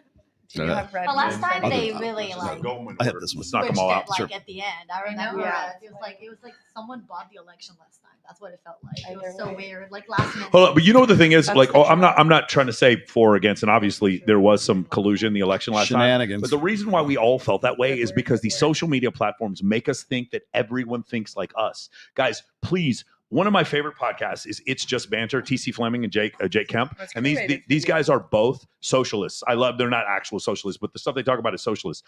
I listen to Jasmine Jafar. She's a friend of mine. And they don't agree with my politics. Guys, get out of your Because fucking... she's a paid political operative. Get out of your fucking... Guys, all I'm saying is, regardless of what you believe, Crisis get out actors. of your echo chamber. Get out of your echo chamber. And I don't mean that figuratively. I mean that these platforms are going to they're going to see what you like, and they're going to put you in this little circle, and they're not going to let you out. Every once in a while, go listen to Scott Galloway, go listen to Richard Reeves, go watch something that's outside. Even Rachel Maddow's got something fucking crazy to say. Go listen to what she has to say. Get out of it there so the algorithm is like, okay, this person's a little bit more open-minded, and we're not going to pin them in this small little echo chamber, because when you're in the echo chamber, every election's stolen. Every election seems stolen to you. Every single one. So that's the only thing I would say. And there's a Jew under every rock. Okay, be careful. Be careful, because we just lost our YouTube. The election whatever. is going to be decided by masculinity. Okay, guys, What do I can we mean start by over? that? Guys, time out real quick. Can we start over? Can everyone be quiet? And let's go ahead and do this again. Here you go. I think the election is going to be decided by masculinity. What do I mean by that? The voters that are kind of up for grabs right now are not young women. They're going Harris. It's not old people. Yeah. Old men. They're going Trump. Young men aren't really going towards the Republican Party, as a lot of people would say, or the manosphere. Young men actually are supportive of gender rights, any demographic. What they're doing is they're moving away from the Democratic Party because they don't feel seen. On the DNC site, there's an explicit section that says who we serve, and it lists 16 different demographic groups, from people of faith to immigrants, to Asians, Pacific Islanders, blacks, women, disabled, veterans. I tried to calculate it. My best estimate is it covers 76% of the population. They have the same issue that universities have, or the DEI apparatus has at university. When you are explicitly advocating and favoring 76% of the population, you're not advocating for them, you're discriminating against the 24%. So unfortunately, these individuals feel shunned by what I'll call more progressive or the establishment. They're very drawn to anyone who feels their pain. And unfortunately, that void has been filled by some very negative voices. Like who, Scott? Like fucking who? So one of the things name Scott. One of the things I really enjoy about Scott Galloway is that he's a liberal, but he's pointing out the flaws, the chink in their armor, while at the same time still supporting Kamala Harris. When he does so, one of the things he says is that the way men are being ignored, and it's true. I'm going to say this real quick. Everybody, we're going to have like a little prayer circle. I want everyone to close your eyes. Everyone who's out there watching, I want you to close your eyes, okay? I want you to think about these two concepts and what faces come to your mind. Ready? Boss bitch energy and we don't need no man. I want you to think in your mind, what are the faces that come to your mind? You know who she is. She's got a wet ass. You know what I'm saying? She's got a big old booty. You know who I'm thinking about. Who is it? Okay, now open your eyes, okay? And who was speaking at the DNC rallies? Glorilla, Megan Thee Stallion, and fucking Cardi B. If you want to let men know you don't give a fuck about them, those are like, you couldn't have picked any more people.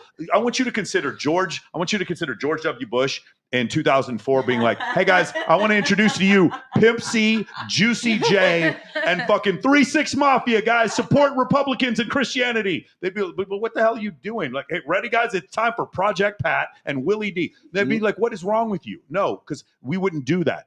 In this situation, the reason why Cardi B is a legitimate figure in the Democrat Party is because what she's saying is woke. It's not that I'm sorry, as an artist, very talented. as a political figure, this is absurd. You had a woman who robbed a man drugged him and robbed him while she was stripping, and she is speaking at a DNC rally. You have J-Lo up there warning us about Donald Trump. Why didn't you warn us about P. Diddy, J-Lo? Why didn't you warn us about her? Why didn't you warn us about P. Diddy? No, but you want to warn us about Donald Trump? It's ridiculous. Michael, do you think that this election is less about race compared to when Obama ran? No, it's more about race for the left than any time I've ever seen, and less about race for the right. But here's the thing with Obama. African-American men voted for Obama 95%. And then it gained progressively less in fact, the amount of African-Americans who voted for Biden was less in general, not just voted for Biden, but it was less. And we've seen that gap go down further and further. When you say it's more about race, for each party, it's more about race. So for instance, for one party, it's all gender politics, and the other party, it has to do with inflation. And we haven't even gotten into the concept of but I remember when Obama was running, I remember Republicans that were black were saying, I'm going to vote because we need our first black president. In this case, I feel like it's more about her being a woman more than her being a black woman. But let me ask you a question. When you see them campaigning, who is like her biggest advocate? Like the biggest superstar in the Kamala campaign is who? It is Barack Obama. And when you watch the two of them together, do you feel that she is superior to Barack Obama? No one on their side of the aisle thinks she's superior to Barack Obama. Like you're watching as a Democrat and you're being like, I'm getting the fucking discount candidate. How can you feel any other way? How can you feel when you listen to Barack? By the way, no one here on this side of the aisle is saying that Barack Obama is a magnificent candidate. Maybe not magnificent president, but as a candidate, he was unbelievable. As a speechwriter, for those of you who don't agree with me, I'll be your president too. When he said that shit, I was like, God damn, this man is incredible, an incredible speaker. And what we got is the discount Walmart version of Barack Obama. Bro, how do you know? Even if you're a Democrat, how can you disagree with this? I voted for Barack Obama. And I really wanted a black president, and I was like super liberal Democrat when I was younger. And then when you got that Rolex, bro, when I got you got that Rolex, oh man, now he's betting millions on the outcome of the presidency. 1.8 million. I'm from California. I was a gang member. I was doing gang activity when I was younger. Finally, got myself out of that and started my own business. When I got to 50, here's a weird thing. When I got to 50 employees. And it was 48, and I wanted to grow my company. The moment Obamacare came about and was like, once you hit 50 employees, I had to come out of pocket $250,000 I didn't have, and it was going to put me out of business. But it was going to put me out of business. I had to slow down my business just to wait until the next election to just get out of that mess. And I could have. It was just a weird scenario, and I remember just being so focused on wanting to be a Democrat, right? But now I'm kind of in the middle now. And especially when you're talking about race, and that's interesting to me because when you said part of the reason why you're voting or you're for Kamala is also for racism in this country. I like racism. Well, I like racism. You know what? If there is racism, if there is racism, I like the fact that a white man will tell me, race me, but you can't wear no shoes. And I still want to win. I still want to beat him and then feel like a lot more gratification from that win, which is what most of my life has been about. Just people knocking me or giving me disadvantages, but still, I like the idea of having it be harder and still winning. So even if there was racism, if there was or wasn't, it's just, I don't think it should be a situation that should hold you back, I feel. You like challenges. You like competition. I love challenge. Yeah, I don't ever think that the right side pushes racism. I think that that's more of in a hidden way. It's right in front of everyone's faces, but people pretend it doesn't exist. They are pushing that more than anything. They are the ones that are putting races against each other when she stands on stage and she says that Donald Trump is a racist. What has he said in this recent campaign that says anything about Black people that is negative, or about Asians, about Hispanics, about anyone? It's her that stands on stage. Her whole campaign, she can't campaign without saying his name. Mm-hmm. Everything is about Donald Trump. When she's asked interview questions, she starts it off with Donald Trump. Why don't you answer the question that somebody asked you? And when people, to bring it back to what you said about voting on race or voting, it's our first. I've seen so many videos on TikTok where girls are like, I think it's great to have a first female president. What could happen? Well, we've had 3.5 years to tell us what could happen. Yeah. And then she's on The View, or I think it was maybe it was either The View or CNN, where they asked her, would you change anything in this course that you've been with Joe Biden for the last 3.5 years? And she said, nothing comes to mind. So if you like paying $500 for your groceries, depending on what car you drive, if you like paying $100 to fill up your tank, then that's what you're going to get if you decided to vote for her. I mean, it comes down.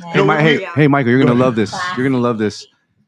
If you want to see me put a racist to sleep, go on to hey Rolo. Is it on your Instagram? I sent it to your Instagram. Oh, you did? Okay, hang on. Give me a second. One thing I want to go over. So this is another issue where I think like a very big losing issue for the Democrats.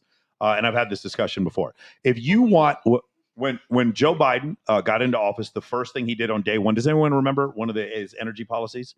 He canceled the Keystone Pipeline. That's fine. You think it's an ecological disaster? That's you. Listen, you got elected to become president. You can do that. Oh, that's fine. Executive order. Then he made it so that you couldn't have any new leases on oil contracts. You guys can be quiet here for a second. Thank you.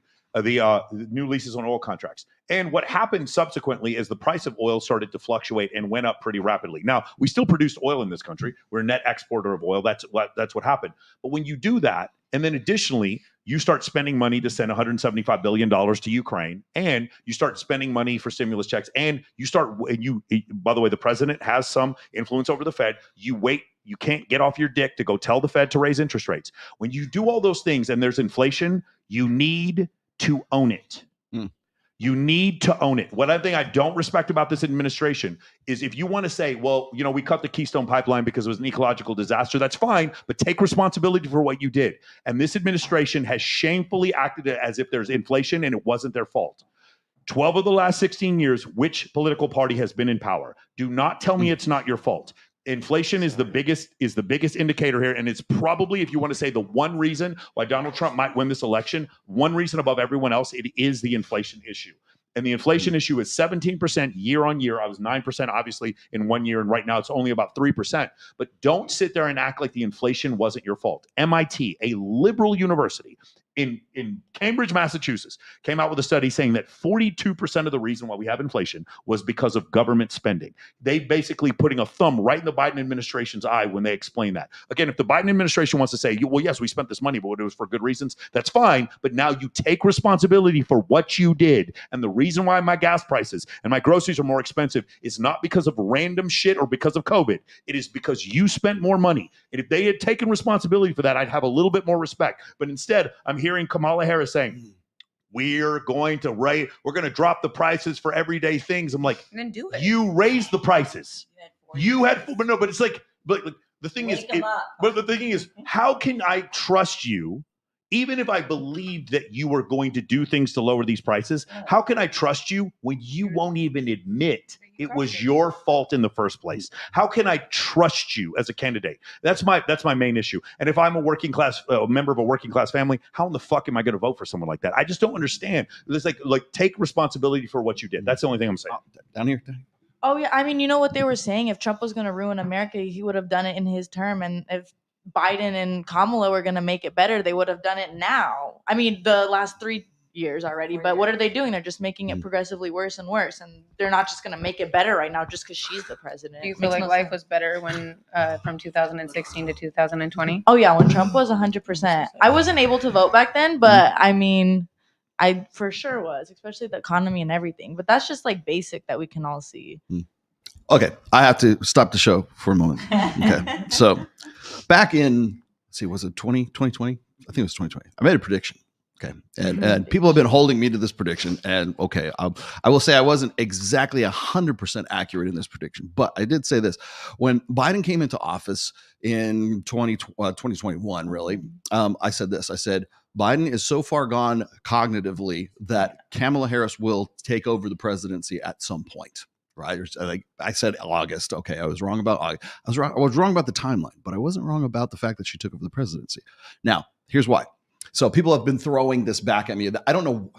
At this time, right now, what are we, 4 years later? I've got all these guys in my DMs and in my Twitter right now saying, "You were wrong about that, man. You weren't really psychic." I got a secret. I'm not actually psychic. So I made this prediction, and so everybody wants to throw it back in my face. But I'll tell you why I wasn't wrong. I get off on a technicality because Kamala Harris is actually our first female president. You know how? Oh my God, In you scared the shit out of 2022, me. in August of 2022, Joe Biden was put under sedation. Yes. He was put under It's the anesthesia. James, is it 26th Amendment? What is this? Yes. 26th. Yeah. We'll get there. He was put under. He was Yeah. put under. 26th Amendment, He was hold put under anesthesia in August for, I think it was prostate surgery or something like that. I can't remember what it was for. She was president for 85 minutes. I fucking win. I won. I was right. Thank you. She was the first female president, and I was accurate about that. I just get off on a technicality. So, just saying, she was actually the first acting, first acting president. 44% Trump for Nevada. This can't be right. What is it? What'd you say? The first drop just came in. For Nevada, yeah, but it's saying, but what I'm reading here can't be right. It can't be 44%. No, they just started bringing in the votes. Oh, for Nevada? Yeah, they just started bringing. I thought you said the first Trump, and it's already red. See, because Oh, okay. So, because Clark County already went, right? I can't Are you hot? You know what's crazy is when I was voting. Oh. When I was voting today. Hey guys, one at a time. Go ahead.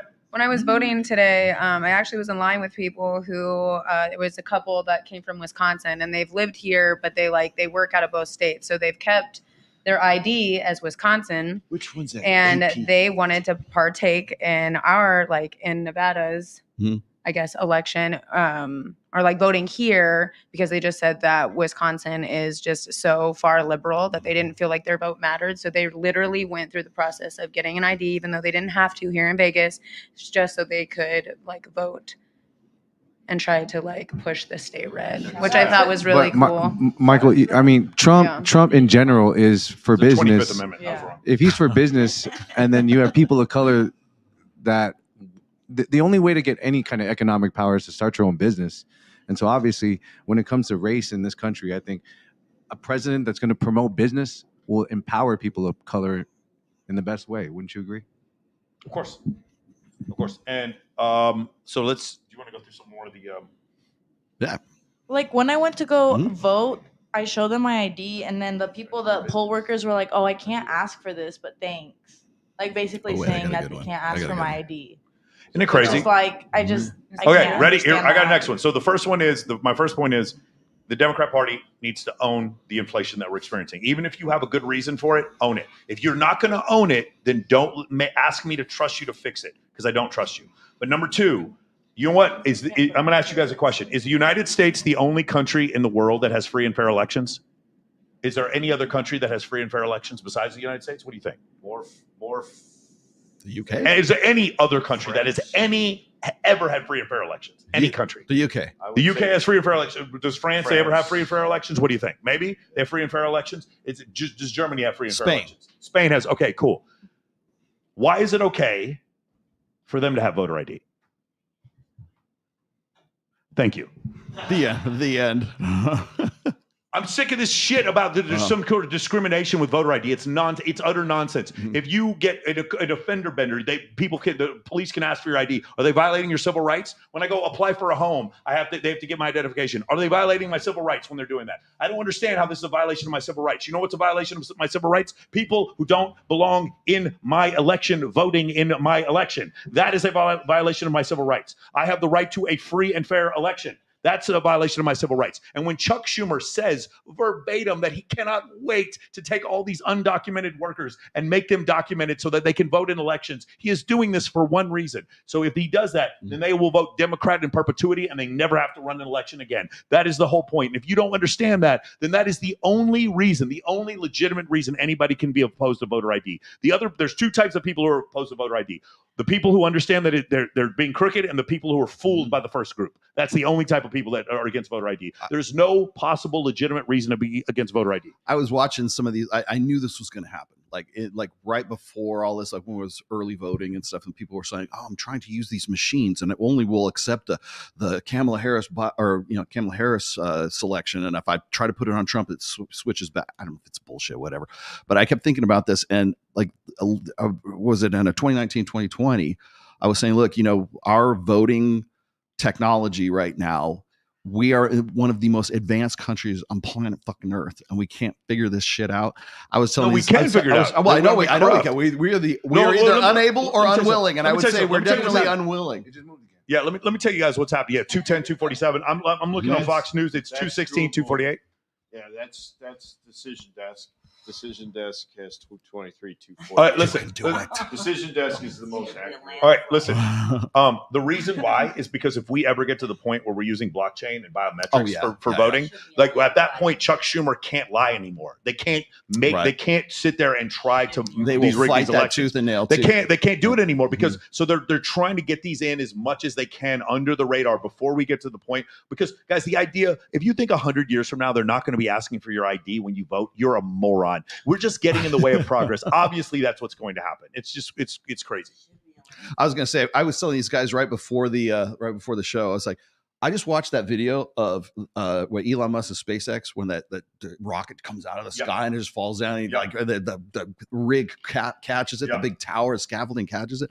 I'm like, how the fuck can we do this? Mm-hmm. Like, how can Elon Musk is like a Trump supporter, like crazy. Like, how the fuck, Elon? How can we do this?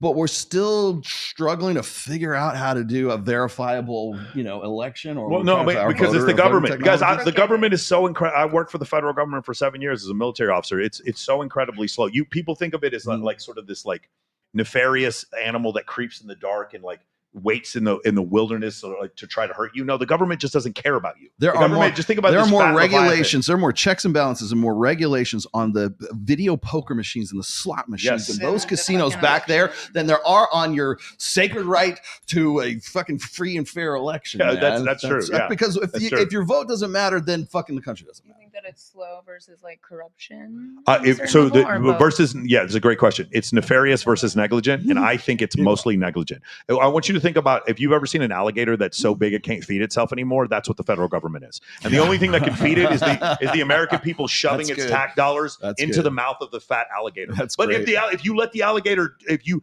pin someone down in front of the alligator, it will kill you. It will kill you. I'm not saying it won't. What I'm saying is the alligator is just too fat to feed itself. The idea that like these government agencies did some of these nefarious actions, if they did so, it was an accident. It was totally by accident. If you've ever worked for the federal government, you realize Elon Musk had a really great saying. He goes, "It was easy.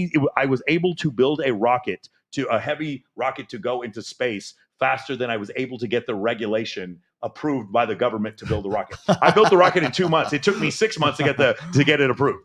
They just called Decision Desk or Google, or is it Google? Google just called Alaska.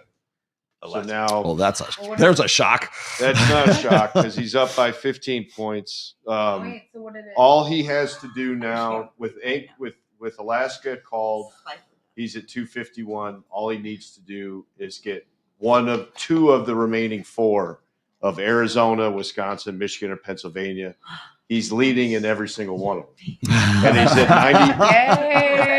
91% in Pennsylvania. He's up by over almost 250,000 votes.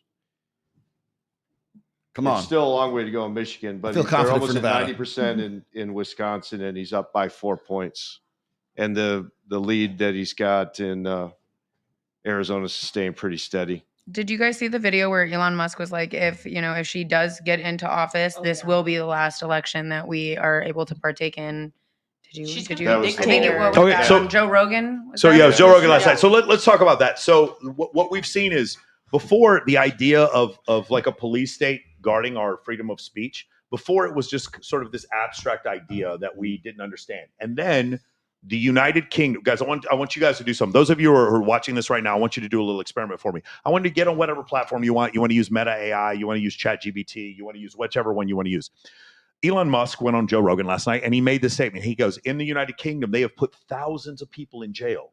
They have prosecuted thousands of people for their social media posts. So I was like, I need to know about this. Let me go check Meta AI. You know what Meta AI told me? That's an exaggeration. That can't be true. And then I asked Meta AI, so how many people have they prosecuted? And then in Meta AI, I'm not kidding, goes 3,395.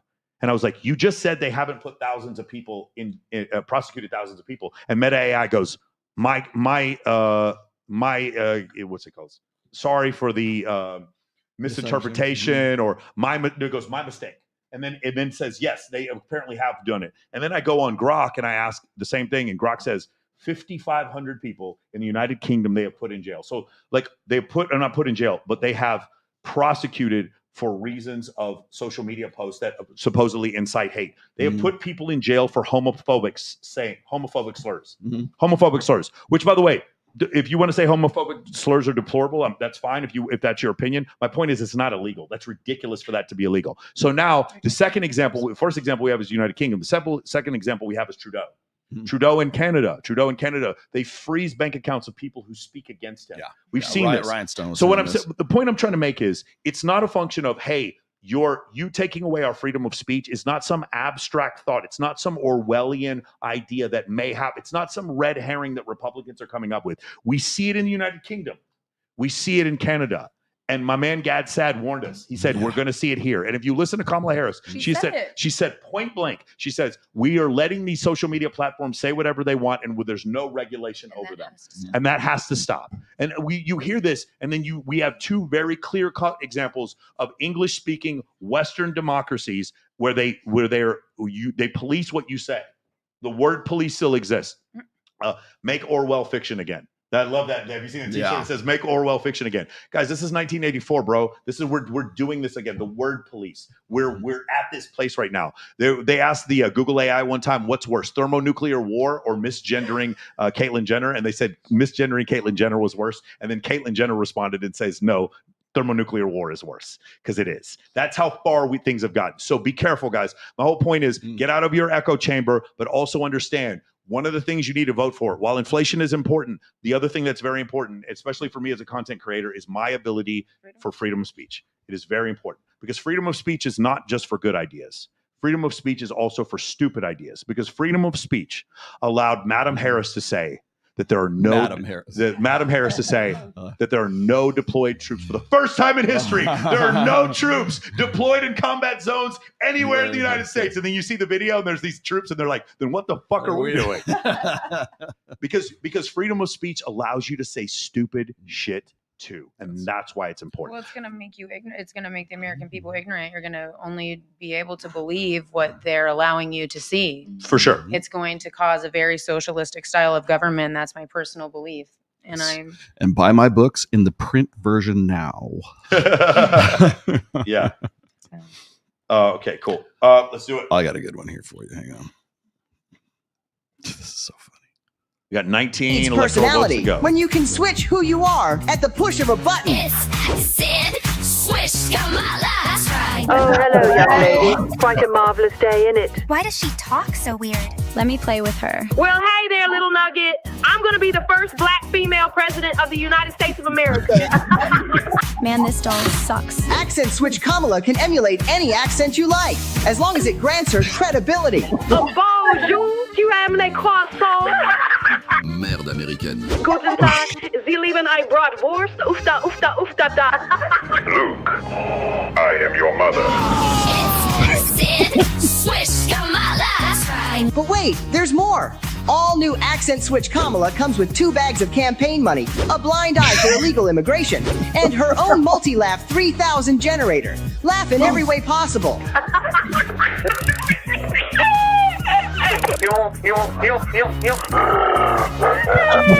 Let Accent Switch Kamala turn your life into a complete circus. When you give me more money, like Uncle Joey did. Don't you wear a little mad? The money's coming. I don't understand. Oh, excuse me, honey. I meant to say, the money is coming. I love ice cream from on a map. It's Accent Switch Kamala and brand new Tampon Tim. You know, my grandma always used to say, Kamala Janu, please wash your hands so we can eat our chicken masala. It's Sid Swish Kamala. I told you would like that one. Where did you find Dude, that? the amount of work. That's amazing. The amount of work that went into that little kid like freaking out. Oh my gosh. Shout out to whoever that person is. That is incredible. And shout out to whoever sent that to me at the 0 hour today. Unbelievable. All right, let's keep reacting. Like we were looking for videos for today, and I go, "Oh, I am."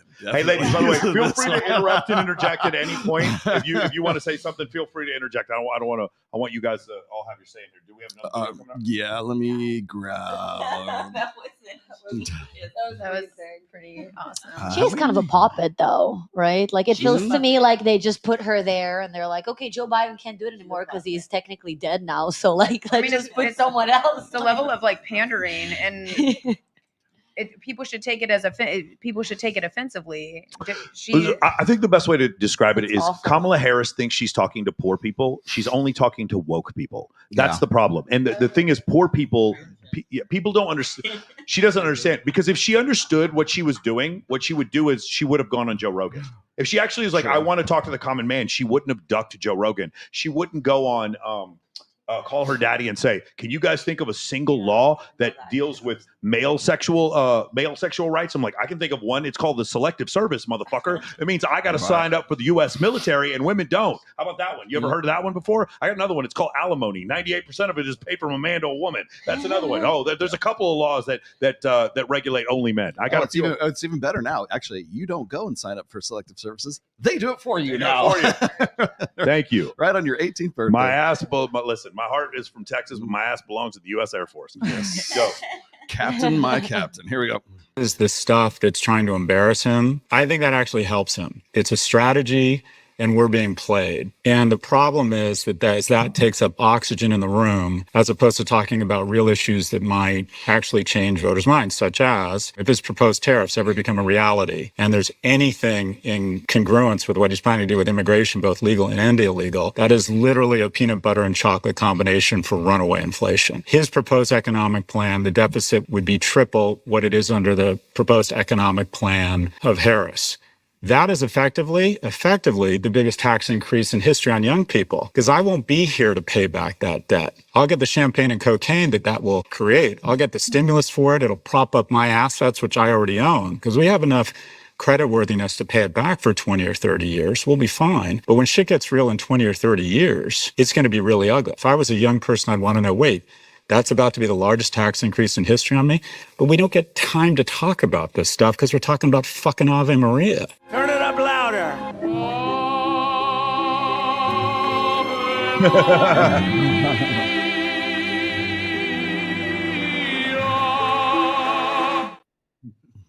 All right, so I respectfully don't fully disagree with Scott Galloway. I don't necessarily think that his ideas on immigration are going to cause a peanut butter and chocolate form of inflation. I think what's causing a peanut butter and chocolate form of inflation is $175 billion to Ukraine. I think that might have a little bit more to do with it, and also and excessive levels of spending. Do you guys know that there are more government agencies? There's almost twice as many government agencies as there are years that this republic has been in existence. Isn't that fun? And you know what? There's nobody who is like 450 of them. Nobody even knows what they all do. Maybe that would be a great place to start for getting rid of the federal deficit. Maybe if we started cutting spending, maybe that might be the issue. I don't know. I'm not saying Scott Galloway is wrong. Obviously there are some issues, especially with tariffs.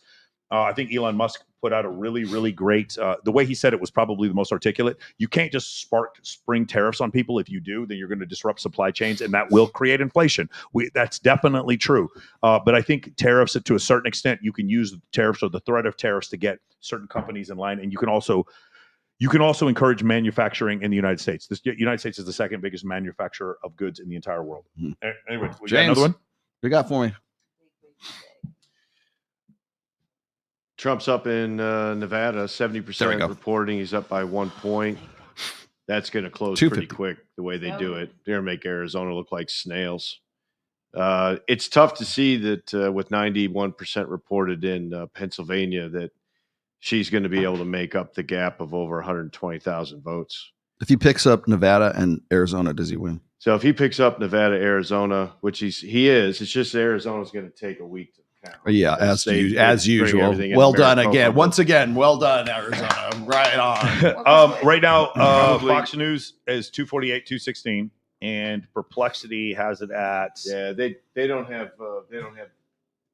They either don't have. Well, they've got Alaska in there. They probably don't have Nebraska. They don't have Maine 2, Nebraska 1, or Nebraska 3 in there for their count. Yeah, Kamala for Perplexity, it's 247, 214. So it's a 30-point lead right there. And what was he looking at? 251. What you're saying on here? 251, 213. She'll most likely pick up Maine. She'll pick up Nebraska 2. She'll pick up Maine. and she'll pick up Wisconsin. What if Trump gets Nevada and Arizona, but she gets Pennsylvania? Does that not matter? To like know that there's one Democrat like looking at Trump just needs to take either Wisconsin or Michigan with Nevada and Arizona, and he wins. No, it's not. I mean, it's actually really. So, I mean, but she's not going to get voter ID. Pennsylvania. People are like, well, there's no voter ID fraud. My question is, how would you know? If there's no voter ID fraud, you can't check anyone's identification. All right, let me get to super chats on the topic of racism. As a southerner who has relatives enjoy dressing up as ghosts, I support Harris's track record of imprisoning black men and suppressing evidence of their innocence. But that's right, because she do that? So here's the thing. Well, the argument that I've heard is that she wasn't actually putting. There have been men that she's put in behind bars that were innocent. There's one guy she put in behind bars for 50 years, and turns out, like after 3 years of appeals, he got out. But the excuse that I've heard is that she didn't actually put those black men behind bars; that it was the individual district attorneys. It was for like weed. Yeah, but it was the individual district attorneys. The thing is, the attorney general of the state of California can mandate what other things are priorities to be prosecuted. And under her administration, she decided that marijuana was something that needed to be prosecuted and disproportionately prosecuted African American men. I'm sorry for the liberals who want to try to squeeze this way out of it, but her viewpoints on marijuana at the time were incredibly not progressive. Of all the progressive things she feels that she was doing, that was very not progressive. So, at that point, I'm telling you right now, she didn't talk black at that point. I guarantee you that she was laughing at Similar to crack cocaine. Similar to what they did with crack Bro, cocaine. that whole crack powder and crack cocaine thing was so disproportionately punishing of African American men. It was ridiculous, especially in the state of Texas. It was insane. All right, cool. Let me grab another one here. The quote unquote, the top 10% of men on dating apps get 63% of right swipes. What is the source of this? The article you linked the first time I asked does not contain that statistic. It's actually from Men Behaving Badly. It's Dr. David Buss's. I'll go look it up. I'll look it up on Perplexity. But this is data from the eHarmony. That's where I got that from. Okay. eHarmony. No, it is. eHarmony. Are they still even around? I don't know if that's a scholarly. Stop. eHarmony. Okay. On eHarmony's site said the company that owns eHarmony was looking at their own data to say what percentage of men get 63% of the right swipes. It was 10% of men. It is actually factual. Are there what wipes? No. Okay. Right swipes. Oh, right swipes. Right swipes. Got it. Right swipes. This is, I hate to keep asking, but I would hate to see you be unable to produce a source or something like that on Joe Rogan's podcast. I sent Rolla a link to the first article you sent me. Okay. We will look that up and follow that up studiously. In the meantime, let's do, this is great. Here we go. What? No, we're not going to call it for a little while. Hang on one second. Here you go. There's only. Let's start over. Everybody, I need everybody to be quiet. Can we turn the volume up on this and let's start over? Can we do that again? I'll try. Yeah, take a look at this real quick. Does that look weird to you? Yeah, just right in the back there. Right after I helped the country. You have the other one? Yeah, I do. Let me grab that other one.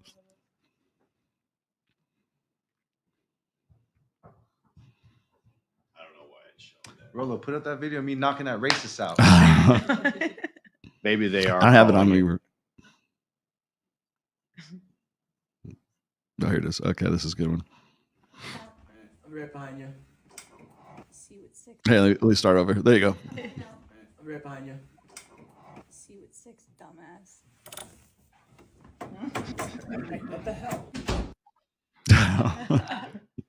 That's pretty funny. No. Awesome. You have another one here? I got more. Yep. Are you still trying to find that?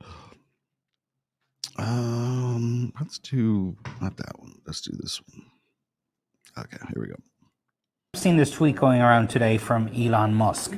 Claims that Google is giving information on where to vote for Harris, but no information on where to vote for Trump. If you typed in the phrase where to vote for Harris, you get information on where to vote. Oh, time out. Wait. Time out. Stop. Go. 270? Wait. 270? What's up? What's up? Hey, sushi's on me. Is this like stop? Is it a joke? Are you kidding? Fox is calling I'm blind, so I can't Pennsylvania. It for does, Trump. but I don't. Dinner's on me. Dinner's on me. You guys can cheer louder if you want to cheer. I mean, Yeah. you're gonna get a chance to do this. No, really, my heart is racing. Right now, Fox News has 267, but this is what is it called? Decision Desk is at 270. Fox at 267. Yeah, because Decision Desk gave them with Anchorage with Pennsylvania. It's gonna cry. He's got 270. Decision Desk has it at 10:24 p.m. And I'm guessing we're probably in the next 30 minutes going to get the other two. I kept saying there's no way he was going to close 120,000 votes with only 9% left. Okay, but it just wasn't going to happen because all the votes were coming in from rural counties in Pennsylvania. They weren't coming in from the big cities, from Philly and Pittsburgh. Does that mean he won? Well, okay, yeah. According to Decision Desk, he won. Yes. According to Decision Desk, that means he won. But let's the other dominoes will likely fall here soon.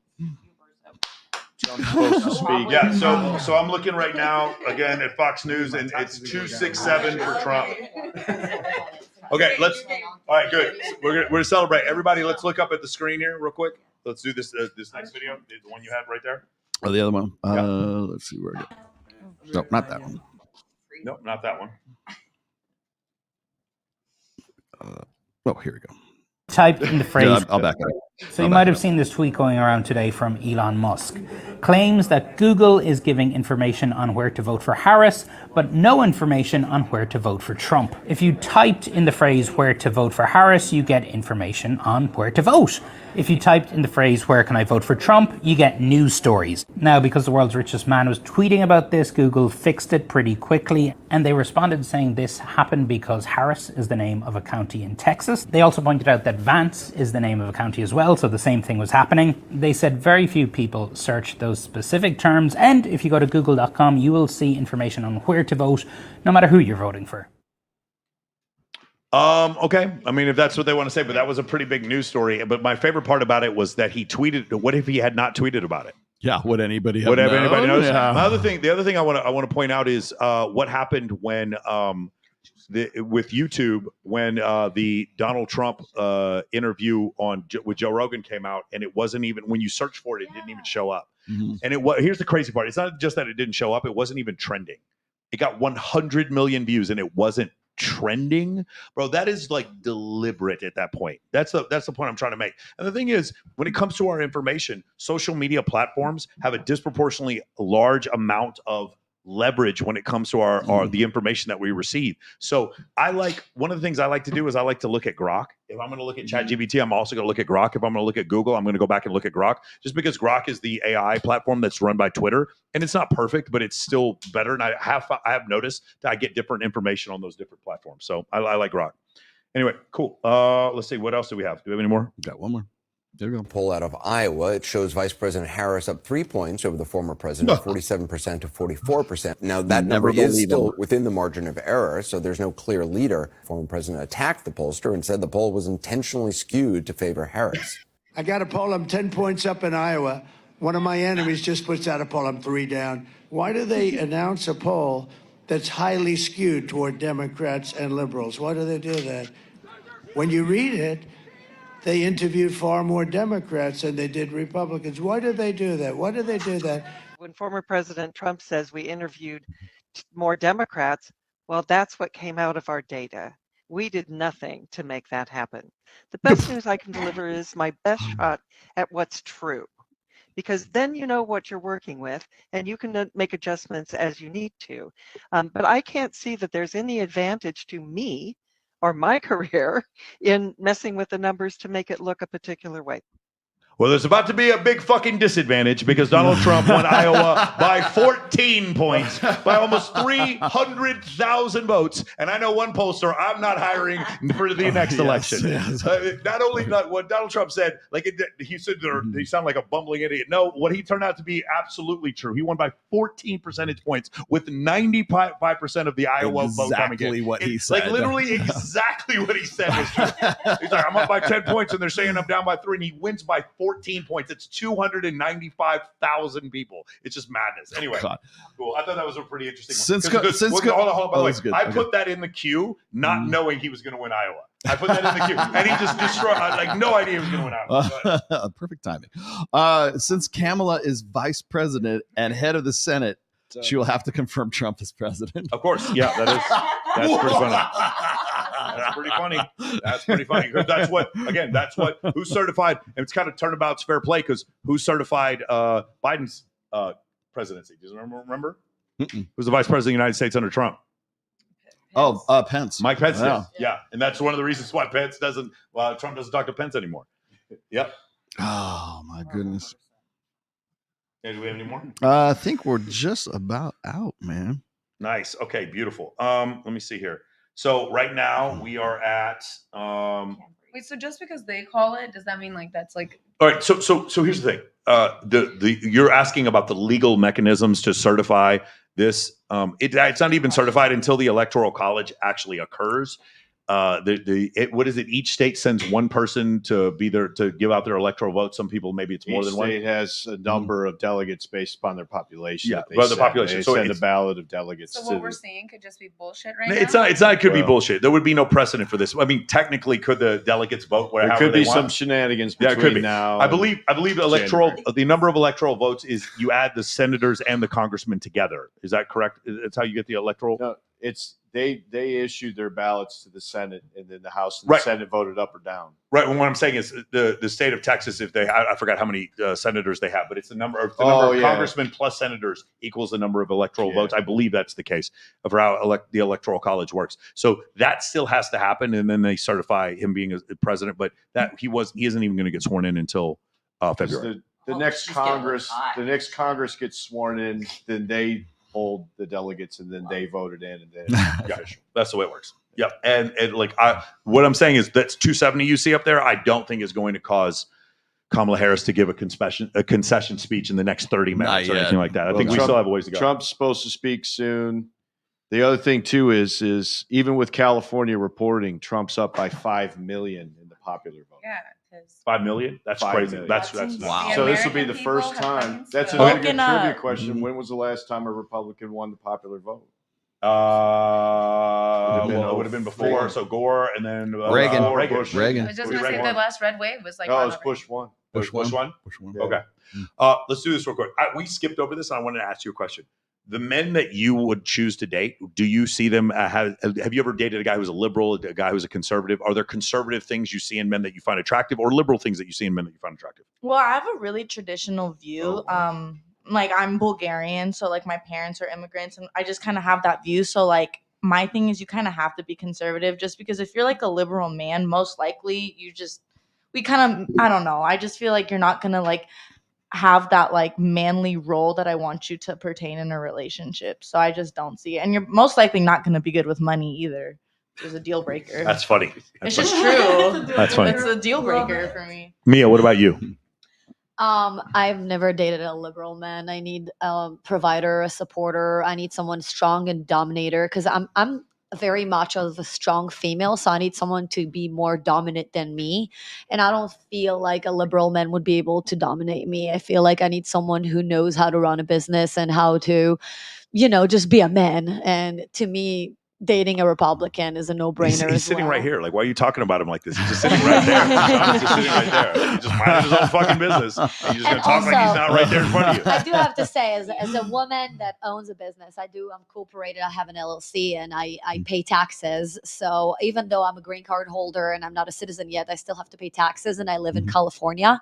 And it's very unfortunate that every April that comes by, I'm like, oh, damn, all this money is going to state tax and it's 9%.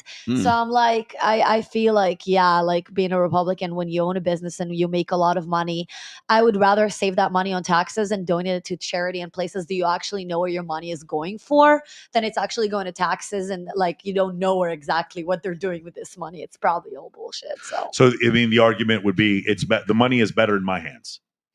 Right. I've always had that belief. I was like, you wanted the best place to put the money with me. If you want to make the world better Yes. and you keep the money to yourselves, people that have money like Elon Musk per se, we're talking about him. If you're that level of rich, like you want to help to make the world better. So if you're a Republican and you make a lot of money and you generate millions of dollars, if they don't take all your money away from you, like let's just say he moved all of his business to Texas, like we've mentioned before, like Tesla and all of these other businesses. Now he has more money to generate more income to support whatever he believes in. So Hire more people. hire more people. More people to work because my ex-husband and I owned a company. Talking to the mic. Yeah, my ex-husband and I owned a company, and you give people work, which Now- is very, very helpful for like the world and the global like economy and everything else.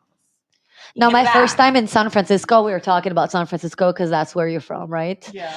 I was, as an immigrant that came to see San Francisco for the first time in my life, we're talking about like the capital of Intel and like high tech and Silicon Valley, leave yeah. sexuality alone for a second. Yeah. I'm talking about like high tech. Like I own stocks. Most of my stocks are high tech stocks. Okay, like Amazon, like Apple. Like I also have Nvidia and LA Lilly. But like I'm talking about like major high tech stocks right now. Like most of the high tech like. I would say capitals are in San Francisco, and this city, I feel like the people that like own those companies, they don't even live in San Francisco. So I'm like, when you go there, all you see is homeless and needles of heroin on the floor and tents and homeless and everywhere. So I'm like, I don't know. Like it feels to me like a lot of people that vote liberal are woke, and I get it, but they're actually, in my opinion, brainwashed because they don't really know what they're voting for. They're just voting for, oh, I'm voting black, I'm voting female, I'm voting this. Like per se right now, I don't think she's even black. She's Indian or something. I'm gonna be devil's advocate. Most conservatives don't know what they're voting for. Like they don't understand like that we spend $800 billion on defense. Most Republicans don't know what they're voting for. Like really, truly know what they're voting for. I do understand what you're saying. Most of us though are looking at when you think about. I think about in my mind George W. Bush versus Michael Dukakis. I remember how both parties were painted in the media. I just remember these things. It was very much it's Hulk Hogan versus the Iron Sheik. It's like we as Americans can't take the time to like learn. And hopefully this is something we can fix in the future. But I don't know if it's gonna help here. I think some of these artificial intelligence. Things have been able to simplify certain ideas for me very, very quickly and been able to like one of the things I love about ChatGPT is I have it make arguments against ideas that I have. I had ChatGPT play devil's advocate to things I believe. It's really interesting because they do the best job that they can. And then I try different. So I'll do it with, again, Grok is furthest to the right. I'll do it with Grok and then Google AI is furthest to the left. And I'll go through the different platforms and I'll have it say, make an argument for me why I should be in favor or opposed to voter ID. And I haven't got one yet. I still don't have it's just one study done where they say 11% of elderly people or poor people would be disenfranchised. That doesn't make sense to me. That doesn't, because other countries can have voter ID. But like on other cases, there were things where like, okay, maybe I don't, the inflation argument, for instance, I'm like, hey, make a point for me that inflation is not the Biden administration's fault. And that's one of the great things I love about these artificial intelligence platforms is that you can pick apart your own hypothesis and have like a debate partner to do research for you. So that's why I do really like it. But where do we go from here? What happens now? Now Trump is in. What do you think happens next? On one. I want to wait until it's like that on another one. Hold on, let's finish the left's already confirmed. Let's finish this because we never. I'll tell you what, it would be very irresponsible of me to tell you to pump all your crypto right now. Yeah, because it's going through the roof. I'm just looking at my bag right now. Let me ask you a question real quick. What do you think about? Are your attraction level towards conservative or liberal men? I'm definitely, I would have to say I'm attracted to conservative men. I think like in terms of having a family with someone, I think it would just be like a shit show if you both have very passionate ideas about separate parties whenever you're raising kids. And I don't agree with most of the things that liberals care for. So I definitely am more attracted to conservative men, and most conservative men are like, physically, I feel like what I would like. Again, let me say it again. You guys can look this up if you don't believe me. So men with more upper body strength are less in favor of wealth redistribution. There is a study that shows this. If you guys want to look it up, okay, meaning stronger men are more conservative. It tends to be the case. All right. Anyway, do we have another? No, I think we should also. Actually, I want to ask Alina, what do you think about dating conservative versus liberal men? Have you seen the memes I've been posting lately about how Lana Del Rey got married to the Gator Man? Yeah. That's my type. I like a good conservative Southern boy. Yes. Beautiful. Country boys, I love them. So you're good with a gator hunter. Oh, love. Mm, nice. And you already answered the question, Eden. You like the liberal men. Okay. No, that's not what I said. Oh, what do you say?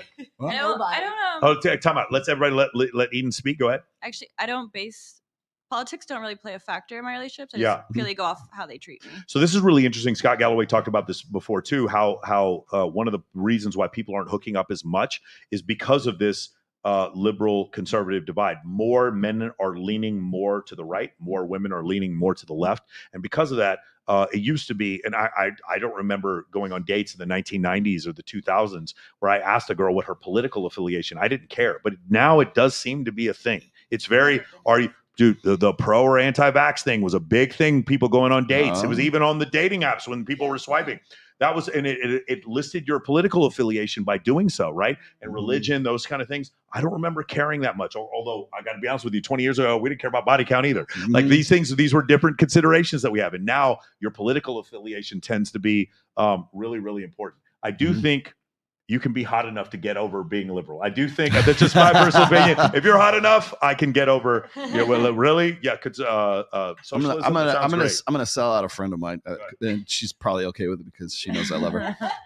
No, in my old band Trial of Ascension when I was in Reno, Livy, our first original singer, she was a school teacher, special ed. She very liberal, very socialism. I mean, really, and I didn't really understand why she was that way until I realized that she was a teacher, and we pay our teachers like shit, right? And so yeah, I can understand why colleges and schools and stuff that are predominantly run by women, right, where we're just talking about how there's so few men in education these days, how that would almost seem like a good idea, like wealth redistribution, we should be paid, and they should be paid more. They do a lot of fucking work, right? And then she so I've known her for probably about 5 years now, and then she met the guy who is now her husband, and he was I don't know if he was a captain in the Air Force, but he was in the air. He's a military guy, Air Force. And then suddenly I realized that her political ideology starts to change a little bit more, and she becomes a little bit more open to sort of conservative discussions, let's just say, having talks. She already knew who I was. She already knew what I did, and at first she was kind of like standoffish about it, but then she's kind of like, I understand what you're trying to do for men now. And then so I'm not going to say she sort of made this transition from being liberal into being conservative, but she certainly has much more conservative views as a result of being with a guy who is in the military, whose friends are very much conservative. And now she's, I don't know who she voted for on this round, but I thought it was interesting that I think one of the things that a lot of political ideologists, liberals, conservatives think is that that if a woman and a man get together, the woman tends to adopt the political ideology of the man. And I have seen that firsthand. I've seen that happen. So when we say like, oh, I like a guy who is more conservative, I like a guy who's more dominant, like he has the sort of conventional traits of masculinity that women are looking for from an evolutionary, a manly man. Looking for a guy, family man, a leader, right? And then so what do those traits bring along with that, right? Is a guy who is like that going to be more conservative? Is a guy like that going to vote in a particular way? And if that's the case, is that woman going to fall in love with him and really want that so much that she's going to go, you know what, maybe he's right about a few things. Maybe I'm going to change my mind about a few things, either to be more compatible with that guy, or maybe she genuinely has sort of a change of heart. I love it. Okay, now the question you asked a second ago. Yeah, where do we go from here? Where do we go from here? Where do you think we go? I'm going to ask you as the incumbent is now Nico lost. Sushi. Where do we go from here? I'm going to be honest. I don't see a big change in my daily life depending on the president. So, I see like your gas prices going down, or maybe the fact that I don't pay for many things on my own. So much better. So that might be why I'm so liberal. I never notice what the tab is. It gets paid. But That's called having boobs. That's called having boobs. Like even listen, I live in Las Vegas. I can say this. Victoria's That's called Secret. having boobs. Victoria's That's how Secret pays the tab always gets paid. If it's already been paid for you, it's free. Maybe that's why I have the freedom to Rolo, be I so don't know what liberal. my rent is. I don't know why because I have boobs. Can I actually say something though? Go ahead. So I'm a first time home buyer. I'm having a home built for me actually. It's finished being built in February, and regardless of having over an 800 credit score, I've worked my ass off to have that, and I'm putting 20% down and putting over $120,000 down on my home. It doesn't matter. My interest rate is still 7% because our fucking economy is shit. So I am going to feel a difference on who is elected president, because come February 5th, if Donald Trump, I pray to God, if he, goes through an inauguration and he's our elected president, then I'm not going to have to my home payment isn't going to be over $4,000 a month. When realistically, if the interest rates go back down to what they were whenever he was our president, I'm maybe looking at a $2,700 a month rent payment, which I'm actually paying right now for a 2-bedroom apartment. Wow, Vegas is so cheap. I mean, Vegas is so cheap. it used to be even more cheap whenever he Oh my was God. president before. My This rent is is like high for us. $5,000. Yeah, Move here it's if you high need a real for estate us. agent. I'm paying $2,500 for a 722 square foot. Yeah, that's ass. I used to live in a high rise and it was the same thing. Yeah, same. So I can't. Same. So even I'm it sucks. I don't want to put that much down. That's literally everything I have, but I'm going to do it. So I'm not paying $5 or $6 grand a month for a home. And so it basically just goes to show you can work your ass off and be a good person, be a good American, pay your bills, do everything right. I have over an 800 credit score and I'm still screwed with an interest rate because our economy is shit. I also have to add something, if you don't mind, No, it's besides great. housing. I definitely agree with you, and that's amazing that you're buying a first home. As someone We can who's still own shit. inspiring, as someone who's someone who's inspiring to be you. I live in California. It's a little harder to buy a house there, but I want to talk about inflation, as you mentioned in general. Hold on. Why do you still live in California? You're not. You don't smoke cigarettes. You're not fat. My heart is I don't there. understand. You're heart. actually in shape. Why do you live in California? My I don't understand. family, Okay. my love, my life, but it's hard to move someone that lived his whole life to Vegas. Yeah. Anyway, getting to the point of inflation again, which is very, very important to me to discuss about, because inflation is a very big deal for everyone in this country if it comes to gas prices or rent prices or grocery store prices. Or me, not as a homeowner, as an investor, I was very fortunate to make a lot of money as a young female, and I started investing like you've mentioned before. So I started with crypto. I did Bitcoin and Ethereum, and then I moved to gold, and then I did some stocks, and then I started studying how could I monetize making money, like currency trades, and how can I make my money work for me. And then I realized if Camilla per se gets elected, it's going to be even harder to not just make money and save my money on taxes. It's actually going to be really hard to invest, because not just that she doesn't support crypto and, a lot of stocks that per se, if Trump gets elected, he said for sure he will start drilling. So all of the drilling stocks will go eventually up, and everything, the whole economy is going to be so good. And when America is doing good, China is not a threat. Russia is not a threat. And all of the terror organizations as Hezbollah, as Hamas, as Iran, all of these countries are not a threat anymore. Having a strong, masculine, leader to the United States of America is so important, because a lot of countries are watching the US. We are the most important country in the world, and everyone knows that. And I'm so lucky to be living in this country. God bless this country. America is the best country in the world.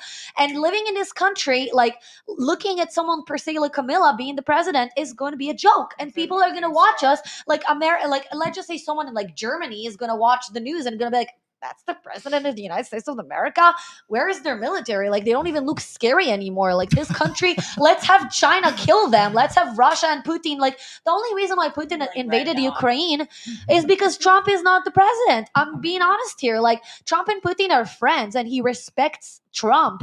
And now when Biden was the president, because Biden looks like he's getting a stroke every time he gives the speech. I do understand what you're saying. A couple hours ago, I'm sorry. Vladimir Putin endorsed Kamala Harris. I don't know if you saw this happen. I wonder why. I wonder why. That actually did happen. Well, he wants Ukraine. Of course, yeah, that's for sure. That's all I have And to the say. Republicans took the Senate. And you know what's Yeah, crazy Republicans though took the is Senate. If you pull up like the Biden versus like Trump, Yeah.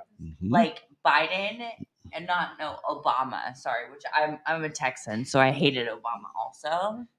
No big deal, but he was gross. But anyways, so like Obama versus like Trump. Like literally, like they were best friends, Trump and Putin, like you said. And then like, what is it, Obama? Like his name, like literally you Google it, and it's hysterical because like they're like not even friends. And like Trump, like he's a gangster. Like he touched He's a daddy. Yeah. Trump is a daddy. Like Trump is so. I want my man to be that Okay, guys. strong. Fox News now has them. Hold on. He's so Can you refresh Decision Desk real quick? Hold on, James. Can you refresh Decision Desk? James Kilgore. Can you refresh Decision Desk real quick? Okay, so I'd marry Fox him. News. I would. Fox News now Look at his has. wife. Guys, you're gonna want to hear this. Yes, Everybody, be quiet. in that green dress. Listen, Fox News now has the president or President Trump at 277. Fucking A. Wow. So they're going past God what bless America. Decision Desk has right now. Yeah, they're going to have. Still haven't. That's probably Nevada. Still don't know Nevada or CNN is like on some other shit. Like they're still at 246. I don't know what CNN is doing. I've refreshed CNN 12 times and they're still You know at what Trump would say? still at Fake 246. Jeez, what a landslide. So we have It should be way more. It might breaking. still be. So here we go on Fox News. Breaking: Donald Trump is projected to become the 47th president of the United States. That's on Fox News. Like I said, hey, I called it. It was going to happen while we were on the air. And then let me see here. You saw it right here on this show. That's the only thing that makes sense. Decision Desk. And okay, DHS, can I now be off your list, please? Diverting hate, can you please like erase me from whatever you're supposed to have me on now? It's all over. I mean, they're going to have to call Wisconsin soon. Can you leave me the fuck alone?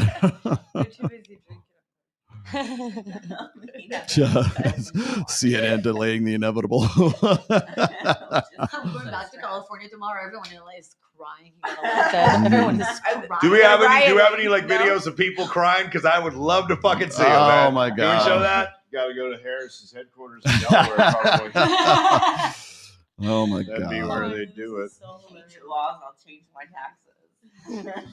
I mean, there's even people in San Francisco, LA that are like wearing MAGA gear and like getting out there and rallying for him. So that just must show enough. It's California at that. So It's never gonna get read there. no, but I mean, the rallies and people. Yeah, Decision Desk has called it. We already saw that a little while ago.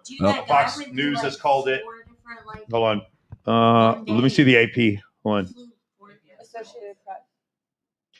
Harris path grows less forgiving. Dude, some of these are way behind, but yeah, of course. AP is at 247, 214. Like that was 6 hours ago, buddy. Like, what are we doing? Are you sure? Yeah, it's really crazy to me. Hold on, let me see. Just CNN needs to wake up, bro. They are way behind. They don't have any vested interest in wanting to call this too early. Yeah, they want to keep them watching TV. That's crazy to me. I would say it was. Fox must have given them Nevada to get to 277. Yeah, it must be that. Hold on. Yeah, dude, I'm looking at them live on TV, bro. They're at 246 right now, live on CNN. No, I know. I just went and looked. That's and bonkers. It said something else as well, but it's 187 for because you got 75% reporting. He's up by 4 points and growing. He's still only up by a point in Arizona, which will take till next Friday to finish the count. Till next Friday, you're true. 92% in Wisconsin. They're going to have to call Wisconsin soon because there's only 8% left, and he's got a wider margin than he had in Pennsylvania when they called Pennsylvania. So Wisconsin should be decided any minute. Rational redneck. I would pay any amount of money to see a live stream on the meltdown going on at CNN right now. Like, what are they doing? No, I don't mind. It's fine. Yeah, Okay. Anything else? Let me see here. I was gonna say I'm glad this election season's over finally, because He's now up we to- can he's fucking up get to back over to a 3 normal. point- I just over feel like 3 the points level on of Michigan. hope The president.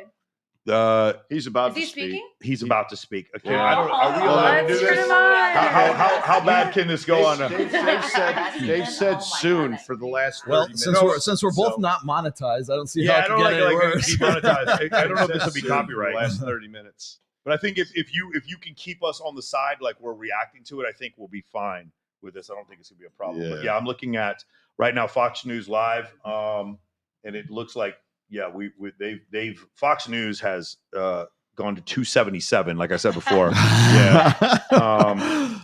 Here we go. Because that's Man, I don't know. What is CNN trying to do? Just keep. Yeah.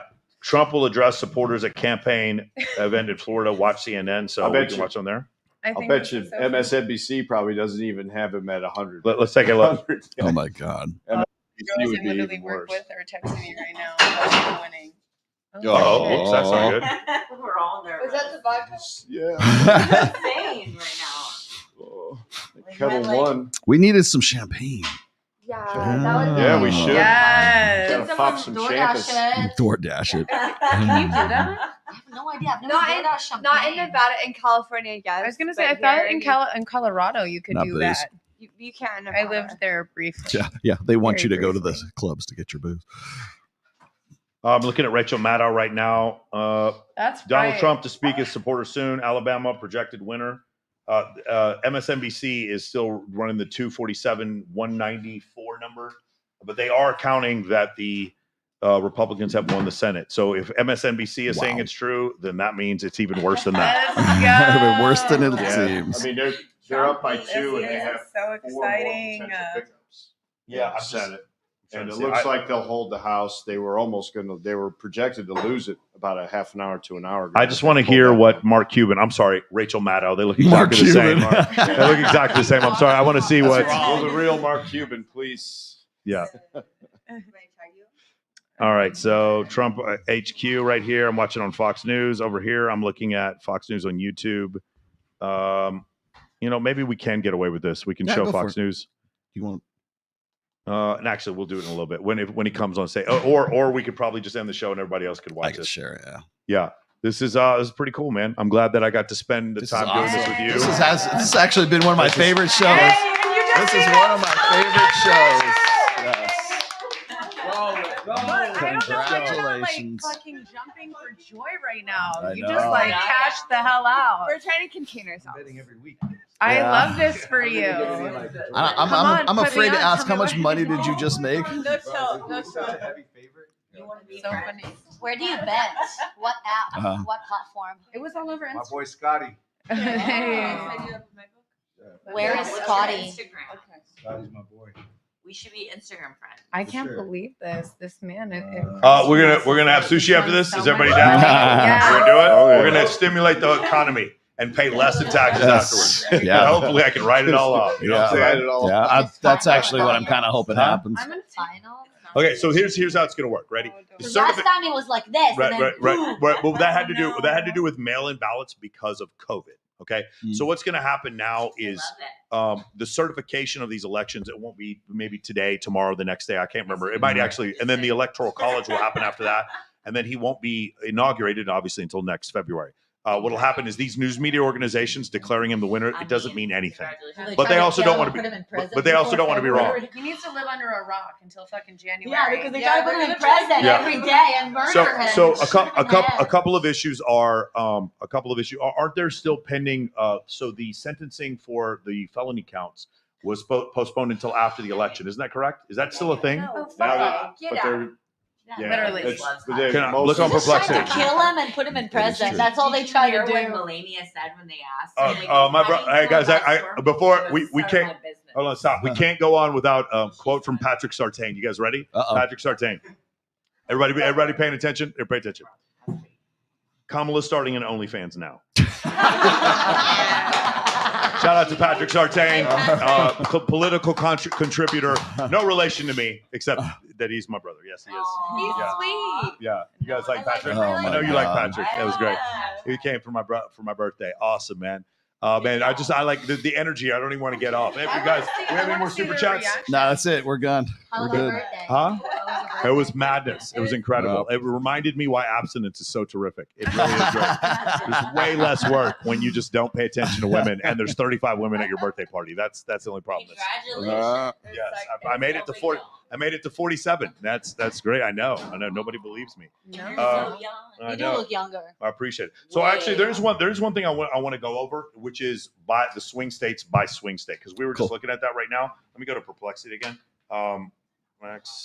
T.ai. Perplexity had the breakdown.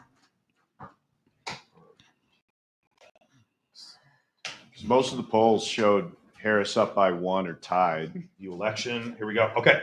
I'm just going to go by swing states. Now, guys, these were all the swing states that were supposed to turn this election. And the ones that are certified now are going to be Georgia and North Carolina. Those are the only ones. So I'm going to go over just the ones that were certified. Arizona, he won by 1%, 19,000 votes with 51% of the 51% reported. Man, these motherfuckers are slow, bro. All right. Georgia, he won by 126,000 votes, 92% reporting. That's a 3% margin. For Michigan, he won by 6%, 259,000 votes with 56% reporting. Nevada, he won by 4 points. Guys, 46,000 votes. That means the people in this room actually had a little bit of something to do with it. Yeah. To win by 46,000 votes in Nevada with 78% reporting. North Carolina, this one is certified, or this one, they've called it with 100%. This is 3% of the vote. With 94% reporting in Pennsylvania, he won with 3%. That's 193,000 votes. And with Wisconsin, he won by 4% with 124,000 votes with 73% reporting. So these are swing states. Arizona's 11, Georgia's 16. These are the electoral votes. Michigan's 15, Nevada is 6, North Carolina is 16, Pennsylvania is 19, and Wisconsin is 10. So giving him Pennsylvania, I think, is probably what put him over. The other places that have that are already called mathematically are Alabama. He's won. Arkansas. He's won. Harris has won. California, Colorado. California's 54 electoral votes. That's still crazy when you think about it. Harris won by 22% in California, 1.8 million votes, but that's only 45% counted. Colorado won by 12. Harris won. Connecticut by 8, Delaware by 14, and the District of Columbia, if there's ever been a reason to clean a fucking city up, Kamala Harris has won the District of Columbia by 85%. If there's one thing you need to know about a city being corrupt, also Florida, Trump won by 13%, 1.4 million votes. Won Georgia by 126 million, like we said before. Idaho, Trump won by 35%, 219,000 votes. Harris won Illinois. Trump won Indiana by 20%. Indiana by 20. But the Iowa one again. Iowa, he was down by 3 according to this pollster. Yeah. And she's sitting there like, why would I ever have done this to myself? Maybe because you're a liberal. And Iowa is also a key. It's an early voting state. 95% of the vote in. Trump won by 14%, 216,000 votes. Kansas, 16%. Trump won. Kentucky, he won by 31%. Louisiana won by what's going on? Yeah. Louisiana won by 22%. Maine, Harris is only up by 9%. That's surprising. Maryland, 23 in Maine. That's crazy. It's a tight race in Maine. Mason Rain and Minnesota. Yeah. Massachusetts, Harris won by 26%. Michigan, Trump won by 6%. That was a big one, 266,000 votes. Yeah. Minnesota, Harris won by 4, or it's that's only with 87% reporting. Mississippi, 23% Trump. Missouri, 18% Trump. Montana, 17%. Nebraska, 19%. Nevada, Trump won by 5%. Well, with only 79% of the votes in, 50,000 votes is what he won by. Now, here we go. New Hampshire is 3%. New Jersey, 4% Harris. Both of these were Harris. New Mexico, Harris won by 6%. And New York. Just 6%. Well, this is crazy to me. New York, Harris won by 10%, 813,000 votes. I figured New York, she would have won in a landslide. That is really surprising. That's tight. It's been a very, very long time. That is really surprising. Harris only won by 10%. North Carolina, Trump won by 3%. That's actually surprising. I figured it would have been more than that. North Dakota, 36% for Donald Trump. Shout out to Caitlin Runk, who's watching this right now. Ohio is 11%. Oklahoma, Trump won by 34%, 500,000 votes. Oregon was 200,000 votes, 12% for Harris. Pennsylvania, again, Trump won by 3%. This is kind of a swing state here. This is a big one. 19 electoral votes. They won by 193,000 votes. Rhode Island, Harris by 13%. South Carolina, Trump won by 18. South Dakota, Trump won by 36. Same thing with North Dakota. Tennessee, Trump won by 30%. Let's go, baby. Texas, the greatest state in the union, Trump won by 15%, 1.5 million votes, with 92% reporting that is 40 electoral votes. So that cancels out part of the California. Utah, 19%, 137,000 votes. Vermont, Harris won by 31%. Virginia, Harris won by 5. Washington State, Harris won by 20, 500,000 votes. West Virginia, Trump won by 42%. That's pretty nuts. Wisconsin, Trump won by 4%. And the great state of Wyoming, Donald Trump won by 49%, won by 113,000 votes. So that's awesome here. If we could get, this is updated 13 seconds ago. I'm trying to see the totals here. Well, does anyone have the totals? If he gets all the outstanding, if he gets the Nevada, Arizona, Wisconsin, Michigan, he'll end up with 319. All right. Wow. 319. But what I'm saying is, as of right now, I'm looking for the popular vote. It's 66.5 to 61.6.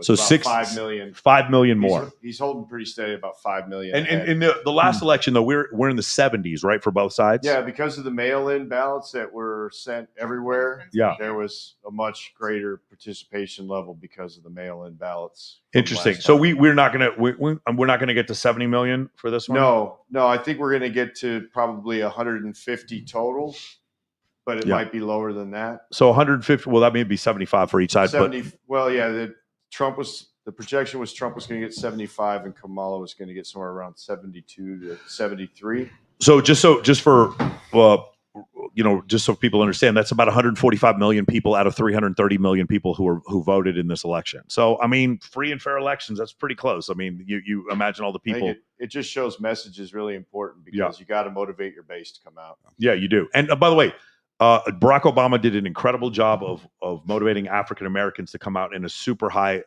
margin. And Donald Trump, he actually, when you think about the coal miners in West Virginia and that type of individual, they felt disenfranchised, and he did a great job in 2016 of getting those individuals to vote. Mm-hmm. I think in this case, I think what we're going to find again, and I haven't seen these numbers yet, is that men, it's maybe they didn't go out in droves to vote for Trump. I think a lot of them did, but I think a lot of them just chose to not vote for Kamala Harris. And I think what we're going to find is African American and Hispanic men, that could have been a key for them, and they just chose to not vote for Kamala Harris. An interesting side note to the Hispanic vote is that this was the first time the Hispanic vote outdid the black vote in the United States. Oh, wow.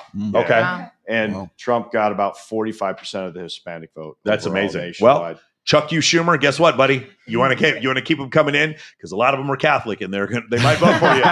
They might vote for you, but they're only going to do it once. They're only going to do it once, and then we got this other thing going on. I just want to see some people losing their mind. Honestly, at this point, I'm waiting for the they're going to be out. I want some. Yeah. Can we find some TikTok reaction videos or something like that? I don't think it's as big as a shock this time, and he was already president once. So it's not the shock; it's the delusion. I'm not looking, Jim. I agree with you. I'm not looking for the shock. I'm looking for the delusion. I did a debate yesterday where someone told me it was an 80% chance that Kamala Harris was going to win. And who did you talk to? It was PWF. Actually. Of course it was. It's Alex PWF. Of course it was. And I was just listening to this stuff. What a shock. And it was really interesting to me because when I brought up voter, they just called Wisconsin. Okay, beautiful. When I brought up voter ID, when I brought up trans, giving trans surgeries to illegal aliens and to people in prison, his response was, "I just don't care that much about those topics." Yeah, that's what happens when you give credit to autistic children. Like, I don't know. I mean, let's not go.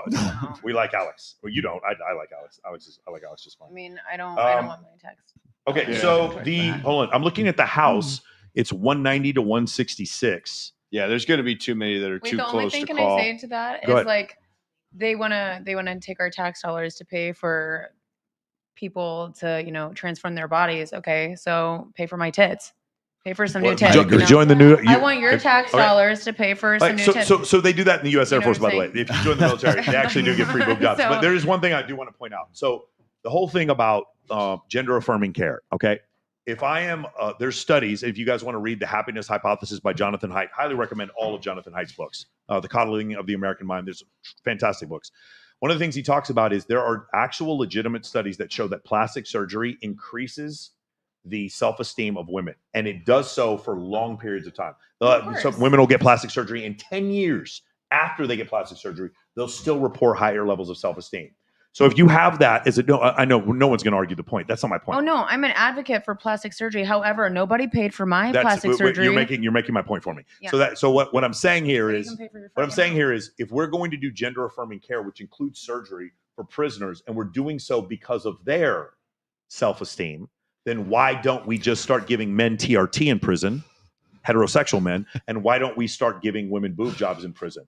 Because I'm sorry, as absurd as that sounds, it is the exact same level of logic. Same thing. It is because what we're saying is your ability to change your gender. If we're saying is it has to do with your self-esteem, and what we're saying now is the way you feel is now a civil right.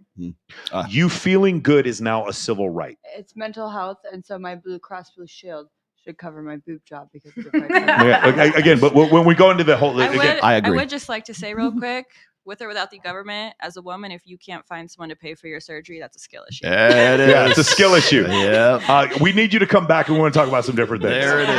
Yes. Again, can you guys move this way just a little bit?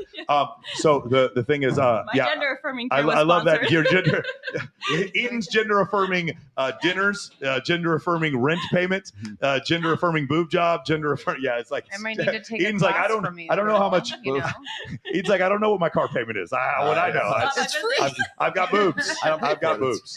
You know what? You sound like a Republican to me. That's what you sound like. You'll get there. We'll get you there. We'll get you there Yeah, eventually. maybe if I ever did have to pay for it, I would be more conservative. Bro, let me tell you something. I'll start a And I business. will, and that's one thing that's a talking point I don't claim to debate. As soon as all the finance Yeah. and all that comes up, I don't know. All I'm going to say is I paid my accountant $7,000 this year to do my taxes.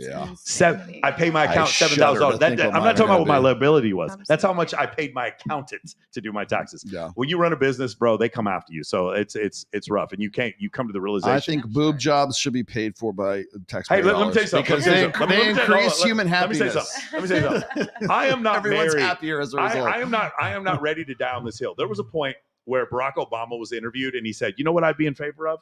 A college football playoff." I was like, "Excuse me, hello, what did I just hear? I like that. I like hearing that." And then I was joking. I was like, "If Obamacare was included boob jobs, I'm be like, hey, you know what? But keep hope alive. Yeah. Be the change. Be the like. You would have if Obamacare had paid for boob jobs, I would have taken my blue ass TRT. right there to the polling I station. know. Are you kidding me? Oh Lord Jesus. Yeah, in the U.S. Air Force, by the way, because we have so many anesthesiologists. If you join the U.S. Air Force, they'll give you a boob job. Yeah. For free, 100%. Look it up. Don't even ask me. Go look it up Where right can now. I sign up? Huh? Where can I sign up? So you're gonna join the military. Very good one. No, they're pretty good. They're pretty good. What's the easiest? They won't branch get of the huge. They won't be military? huge. They'll give you a boob job. So you can. Did you? So what do you do now? What? What do you do now for I a do living? bottle service. Okay, and that's how you paid for your boob job, or did you have a dude? No. Okay. Okay. No one's I judging. pay for my no. I pay for it myself. When I came here, so I moved here right out of high school. Like I said, I came from like nowhere. I think my graduating class was like 146 kids, small little town. I had the opportunity to come here. And then when I turned 19 years old, I paid for my own boobs in cash myself. No man's ever paid for plastic surgery for me. So that's why I have really like a hard time thinking whenever I work my ass off and I pay my taxes that I'm paying for some dude to get a pair of boobies when I paid for my boobies. That's not fair. I'm not here to pay for yours. That's a good point. Exactly. I know it is. All Thank right, you. if you ladies can come sit down, we're going to do something real quick before we go eat. I'm kind of interested in that talking point Go ahead. because the trans friends I have personally, they paid out of their pockets. Oh no, I'm sure that they're no. I think like I feel like that's kind of one of those like propaganda. no, and a lot of people, talks. a lot of No, people do. she said it. like in prison. Yeah, No, so, in prison. we could pull up the interview. She says that Yeah, she's going when she gets into office, she is going to be in charge of think that gender affirming surgeries I thought for that they already prisoners. started it. That was her. Those were her in words. jail. Yeah. That's what I'm talking about. I'm not talking about. I Oh, have. look at it! Hey, can you show the camera? Yeah, show the camera here. Daddy's home. There we go. Nice. Beautiful. Listen. Daddy's home. You know what? You know what? Kamala Harris. I'm gonna get in trouble for this one. I'm gonna get. Hold on, everybody. Listen up. We love it. I'm gonna get canceled for this one. But Kamala Harris is about to get kicked out of government housing. She's black now. There's no confusion. She ain't Indonesian. She's black now. There's no confusion. All right, nice. I don't want. But yeah, no. I have gay friends. One of my best friends growing up was gay. I still speak to him today. So I don't like, whenever I talk about these things, I don't mean to come off as transphobic or I don't appreciate gay people. No, a lot of people do pay out of pocket. What I was specifically talking about was the exact interview that they're speaking of, where she literally said taxpayers' dollars are going to pay for gender reassignment surgeries in prison. There are people and also illegal immigrants illegal immigrants that are or just incarcerated are also going to get gender affirming gender affirming. And she said the word surgery. She did not say gender affirming care. She said surgery. Or that, or the fact that they get like all these incentives as a first-time home buyer, and it's like, I'm sorry, I was born here, I was raised here, and I don't get shit. Doesn't Nevada have a first-time home buyer? Here's the thing. I was gonna say, doesn't Nevada have a first-time home buyer program? If you put it's only an incentive if you like. It's basically the incentive that you can put like 10% or like 5% down. I'm not doing that. I'm putting 20% down, and I'm still getting screwed. So, yeah, no, there's because the interest rate. No, it's not. If I were to put 10% down, where I said my house payment's going to be along the lines of $4,000. If I only put 10% down, you're probably looking at around like a $6,000 house payment. I'm sorry, even though I make good money, like I'm not going to do that to myself. So no, that's always been a thing. If you're a first time home buyer, what is it? 10%? You can put 10% down.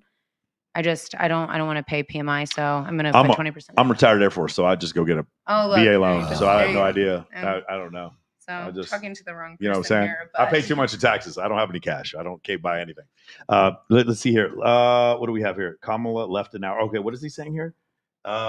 Apparently the people at the Kamala celebration party are leaving, many in tears. Laugh out loud, rolling on the floor, laughing my ass off. LOL, Kamala left an hour and a half ago. Okay, well that's I don't know how that works. I'm really interested. I'm really interested to see some of the cope that people have. You know, I honestly, she's going to have to give a concession. I said this before. She doesn't have to do anything. She doesn't have to give a. I don't think she will. She won't. What accent will she use? Yeah, which accent will she use? Well, again, she just got kicked out of government housing, so she's going to use a black accent. So here's the thing.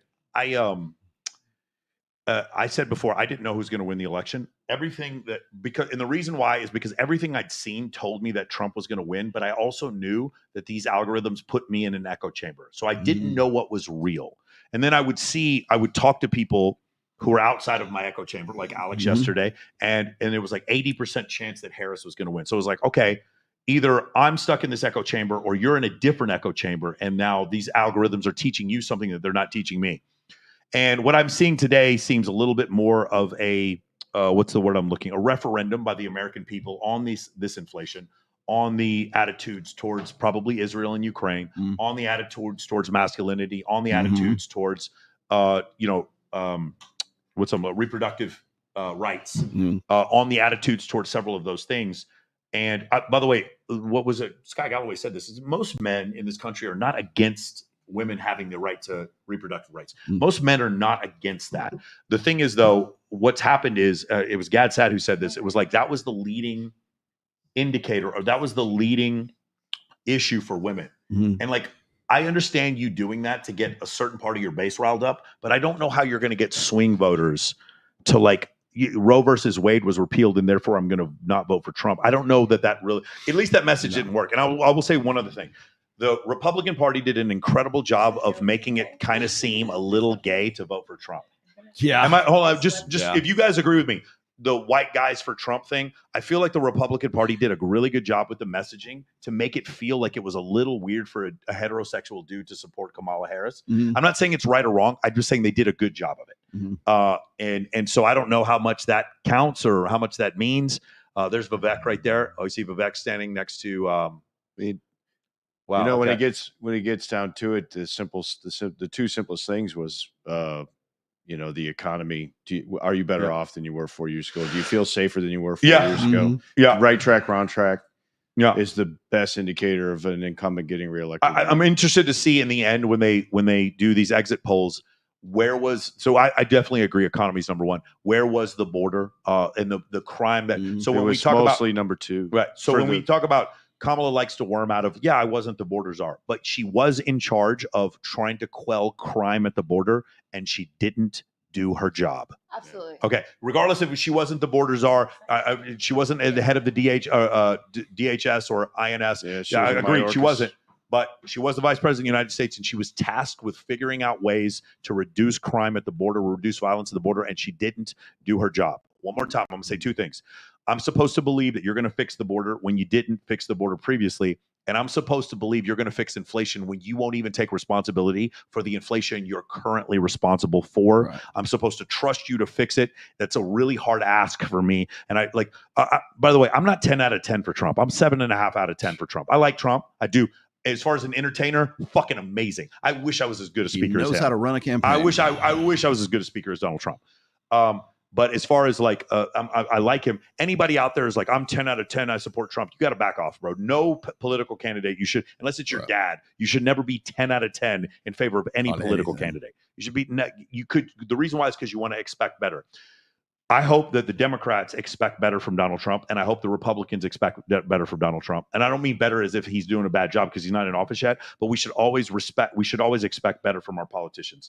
We should never be so in love with them to think that they can do no wrong. Like one of the things I appreciated was Elon Musk criticizing Donald Trump's policies on tariffs. Mm-hmm. If you just start doing ad hoc tariffs, you're going to end up in a situation where you're going to destroy supply chains, and we will for real have inflation in case that happens. I absolutely agree that Ukraine has the right to defend themselves. And I don't agree with the idea that Russia has the right to invade Ukraine. But I do agree with the idea that, I'm going to say this real quick. This is going to piss a lot of people off. I'll get everybody mad at me. The idea that had Trump been in office, that Ukraine would not have been invaded by Russia is preposterous. Nonsense. The idea that had Ukraine decided to sell their oil to Germany, that Russia wasn't going to invade, you are not thinking clearly. I know you're friends with Vladimir Putin, but unfortunately he endorsed Kamala Harris today. Yeah. Right. So when you see that whole concept, I also disagree with the idea that Donald Trump was going to let Kiev fall and then for somehow have a city that's 8 hours away from Berlin, Germany, somehow not send any aid. I think that's a little ridiculous. But I am also interested to see what happens to the spending that the United States sends to Ukraine in order to try for them to try to defend themselves. I'm very interested to see what happens to people like Lauren Chen and Tim Pool and all these people who are taking Russian money for their influence. Also, the people who have been spending inordinate amounts of money, like Progressive Victory, a PAC spending money on people like Jasmine Jafar and Destiny and all these other guys who are now, of course, this, like you said, this is a referendum, and now it's going to be interesting to see where we go from here. I was saying this, I was asking, where do we go from here? I'm hoping that we're going to be able to get back to like some real conversations instead of this bullshit back and forth sniping at each other. I'm hoping we can pull ourselves away and pivot back to some real substantial topics and we really want to talk about intersectional dynamics. We want to talk about it's no longer about culture wars. It's no longer about social issues and stuff like that. Maybe we can finally get back to where we actually need to be. And I was mentioning this back in March of 2021 on Myron and Fresh's show on Fresh and Fit. And I said, look, I hope that the red pill doesn't go mainstream because a lot of people come into the niche and then they got no business being here. And now that we've gone through about 18 months of this buildup to the election, as I was saying before, I've been put on a DHS watch list. I've been on the NGO, Diverting Hate. I'm hoping that things actually go back to normal, or people maybe we get off of that list. Maybe there's no more funding through the DHS as a result of this. Yeah. But all of that effort, all of that time, all of that bullshit that you put me through, you put Aaron Clary through, you put Rich Cooper through, you put everybody else through, it comes to nothing now.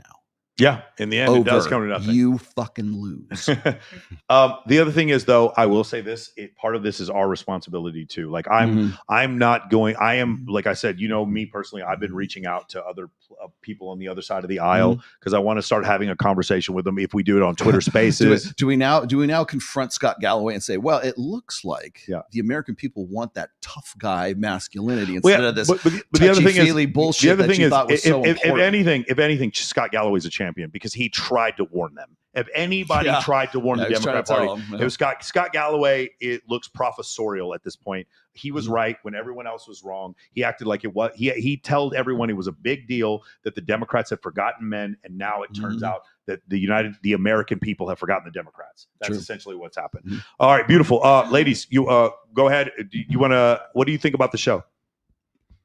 This is a great one. Yeah, no, I think it's a great. I think it's a great show too. Emily. I think we had a good discussion, and I'm happy the right side won. Yes. Yay. Beautiful, beautiful. Mia. It was a pleasure. I'm glad I came all the way to Vegas just for this. We've been wanting to do this podcast for a while, and I finally made it. And I am happy that Trump is the president of the United States of America. There we go. There we go. Awesome. I think it was great. I was very excited to come on here because I feel like this was probably one of the most important or influential elections that I'm going to experience in my lifetime. So to be able to sit here and discuss everything with you guys, I was like very honored to be here. So thank you. Love it. Hey, we'd love to have you guys come back. It's your first time for the three of you guys coming on the show. Awesome.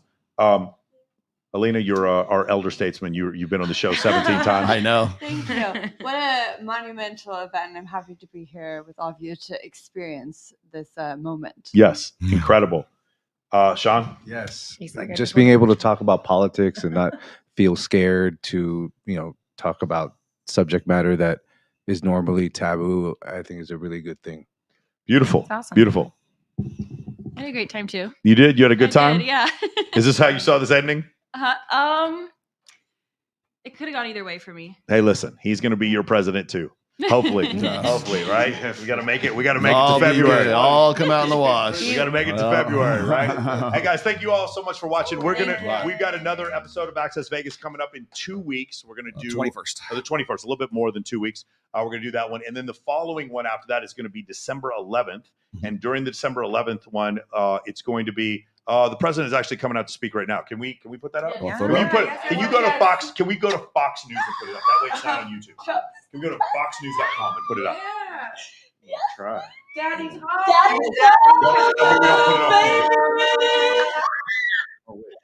We're so happy here at Michael's podcast. Yeah, just right here. Just right here. Put that. I know she's not going to say anything.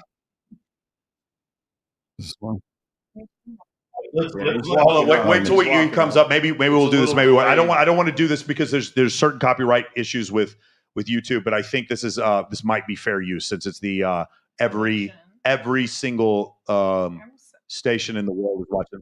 Go ahead. Can we put this up? I think so. Down. She's, I feel like, the most beautiful first lady we've ever had in office. Can we put that up on the screen? Awesome. Can we put the audio on?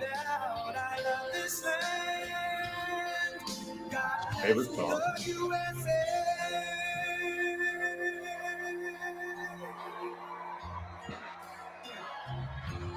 Like six, I think he said. Because she's tall too. And Trump's 6'2". Listen, you guys already monetized me. Screw it. Let's run with this for a second. Can you keep us in the bottom? Yeah, thank you. Keep us in the corner. Hey, YouTube, we are reacting to this. We are reacting. Okay, I just want to make sure absolutely clear.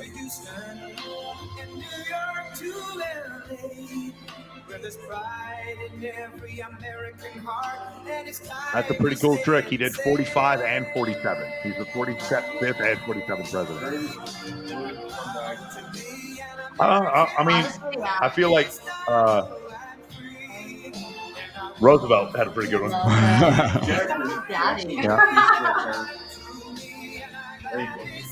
How old is he now? President Trump is 78 years old. Yeah. He's 78. No, Biden is 82. I believe Biden's 82 or 83. Something like that. I believe Donald Trump will be 82 or 83 years old when his term is over. Bro, I'm looking at the chat for exploding. There are 800,000 people watching on Fox News right now. I like how he There are plays 900,000 people watching on Fox News right now. Live. I like how he plays this, kind of music, and the other one played Not Cardi B. Yeah, Cardi B. Yeah. taking acid. Hey, listen, you know who likes Cardi B's beats? Me. I love that shit. And That shit is awesome. I These hoes, they for everybody. But my point is, she shouldn't be at a presidential rally, you know?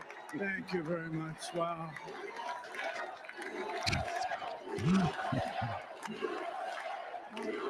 Right. Well, I want to thank you all very much. This is great. These are our friends. We have thousands of friends in this incredible movement. This was a movement like nobody's ever seen before. And Can you make us bigger in the corner, Trevor? frankly, this was, I believe, the greatest political movement of all time. There's never been anything like this in this country and maybe beyond. And now it's going to reach a new level of importance because we're going to help our country heal. We're going to help our country heal. We have a country that needs help, and it needs help very badly. We're going to fix our borders. We're going to fix everything about our country. And we made history for a reason tonight, and the reason is going to be just that. We overcame obstacles that nobody thought possible, and it is now clear that we've achieved the most incredible political thing. Look what happened. Is this crazy? He's like, okay, I'm going off script. But it's a political victory that our country has never seen before, nothing like this. I want to thank the American people for the extraordinary honor of being elected your 47th president and your 45th president.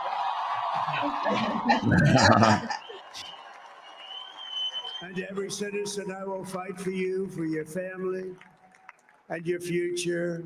Every single day, I will be fighting for you, and with every breath in my body, I will not rest until we have delivered the strong, safe, and prosperous America that our children deserve and that you deserve. This will truly be the golden age of America. That's what we have to have. This is a magnificent victory for the American people that will allow us to make America great again. And in addition to having won the battleground states of North Carolina, I love these places. Pennsylvania and Wisconsin. We are now winning in Michigan, Arizona, Nevada, and Alaska, which would result in us carrying at least 315 electoral votes.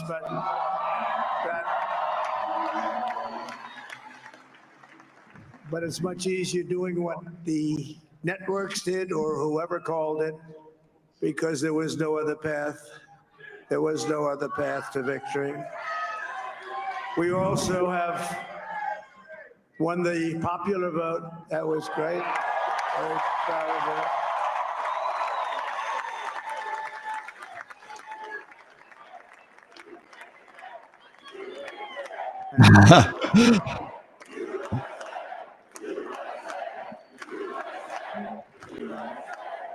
Thank you very much.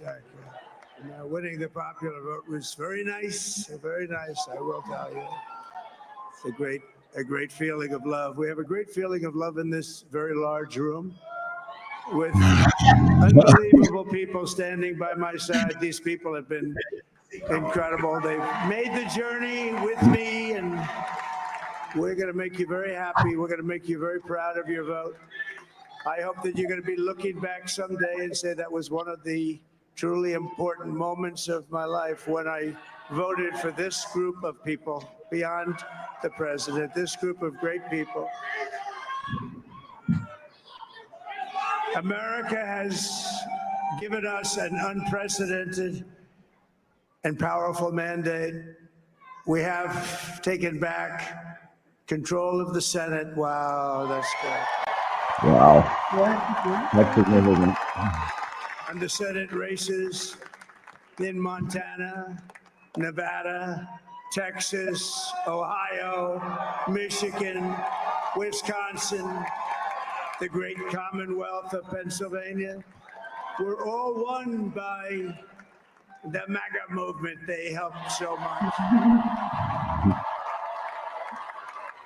And in those cases, every one of them, we worked with the senators. They were tough races. And I mean, the number of victories in the Senate was absolutely incredible. And we did tele-rallies. We did tele-rallies with each one of them. And sometimes we did 2 or 3 and it was amazing to look at all of those victories. Nobody expected that, nobody.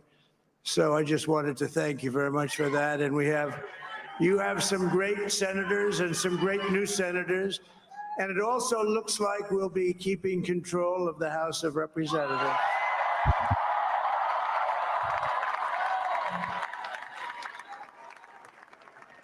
And I want to thank Mike Johnson. I think he's doing a terrific job. Terrific job. I want to also thank my beautiful wife, Melania, First Lady.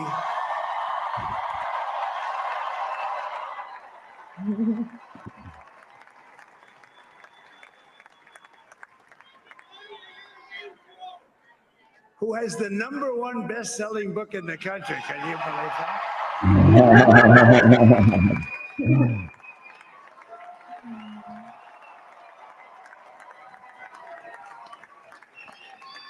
Oh, no, she's done a great job. Works very hard to help people. So I just want to thank her. But I want to thank my whole family, my amazing children, and they are amazing children. Now, we all think our children are amazing. Everybody here thinks their children are amazing, but that's a good thing when you think they are. But Don, Eric, Ivanka, Tiffany, Barron, Laura, Jared, Kimberly, Michael, thank you all. What a help. Those are the kids, and those are the husbands and wives of the kids. Yeah. My father-in-law, Victor, is tremendous. And we miss very much Melania's mother, Amalia. We miss Amalia, don't we, huh? She would be very happy right now, standing on this stage. She'd be so proud. She was a great woman, that one. Beautiful inside and out. She was a great woman.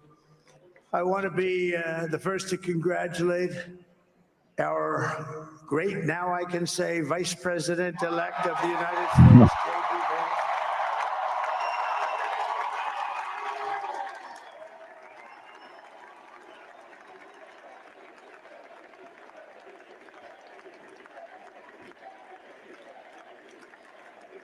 and his absolutely remarkable and beautiful wife, Usha Bez. And he is a feisty guy, isn't he? To the enemy camp. And you know, the enemy camp is certain networks. And a lot of people don't like to, sir, do I have to do that? He just goes, okay. Which one? CNN, MSDNC? He'll say, MSDNC. Thank you very much. He actually looks like he's like the only guy I've ever seen. He really looks forward to it, and then he just goes and absolutely obliterates them. Say a couple of words here. He did do a good job campaigning. He's a great He's speaker. great. He's He's awesome. awesome. For sure. I really like him. Well, Mr. President, I appreciate you allowing me to join you on this incredible journey. I thank you for the trust that you placed in me. And I think that we just witnessed the greatest political comeback in the history of the United States of America. There you go.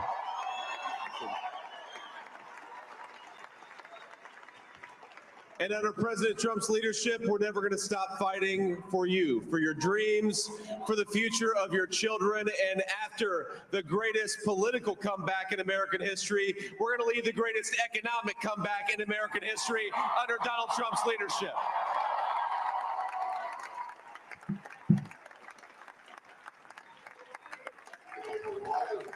Thank you very much. He's turned out to be a good choice.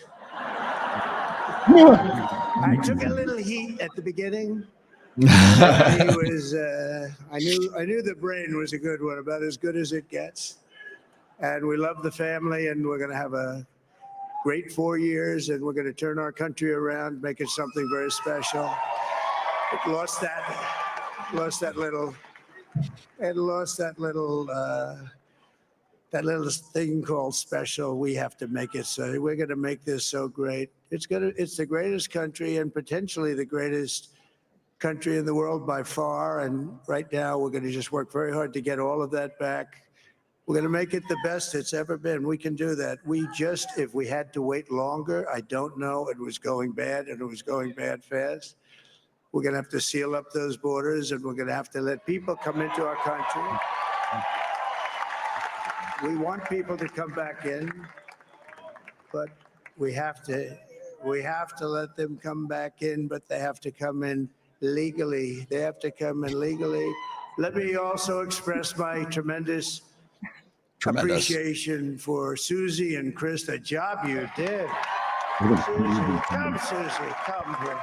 Come here, Susie. Chris, come here, Chris. Susie likes to stay sort of in the back, let me tell you. Yeah, we should go. All right, Travis. Awesome. Hey, guys, thank you guys so much. We're going to get out of here. Thank you all for joining us. We will see all of you on the November 21st, and we will see you again on December 11th, which is going to be the day before Babes in Toyland. We're doing Babes in Toyland. We're going to be helping Monday's Dark. That'll be our Christmas show. That'll be the charity that helps every single charity raise $10,000 every other week for a different charity here in Las Vegas. So we're going to be supporting Monday's Dark. December 5th, I'm going to be hosting Babes in Toyland. We're going to be doing that for the Midnight Mission. It's a homeless shelter in Los Angeles. That's going to be in Los Angeles on December 5th if you guys want to come out to that. And November 30th, I'm going to be the host for the Teddy Ball in San Diego, California.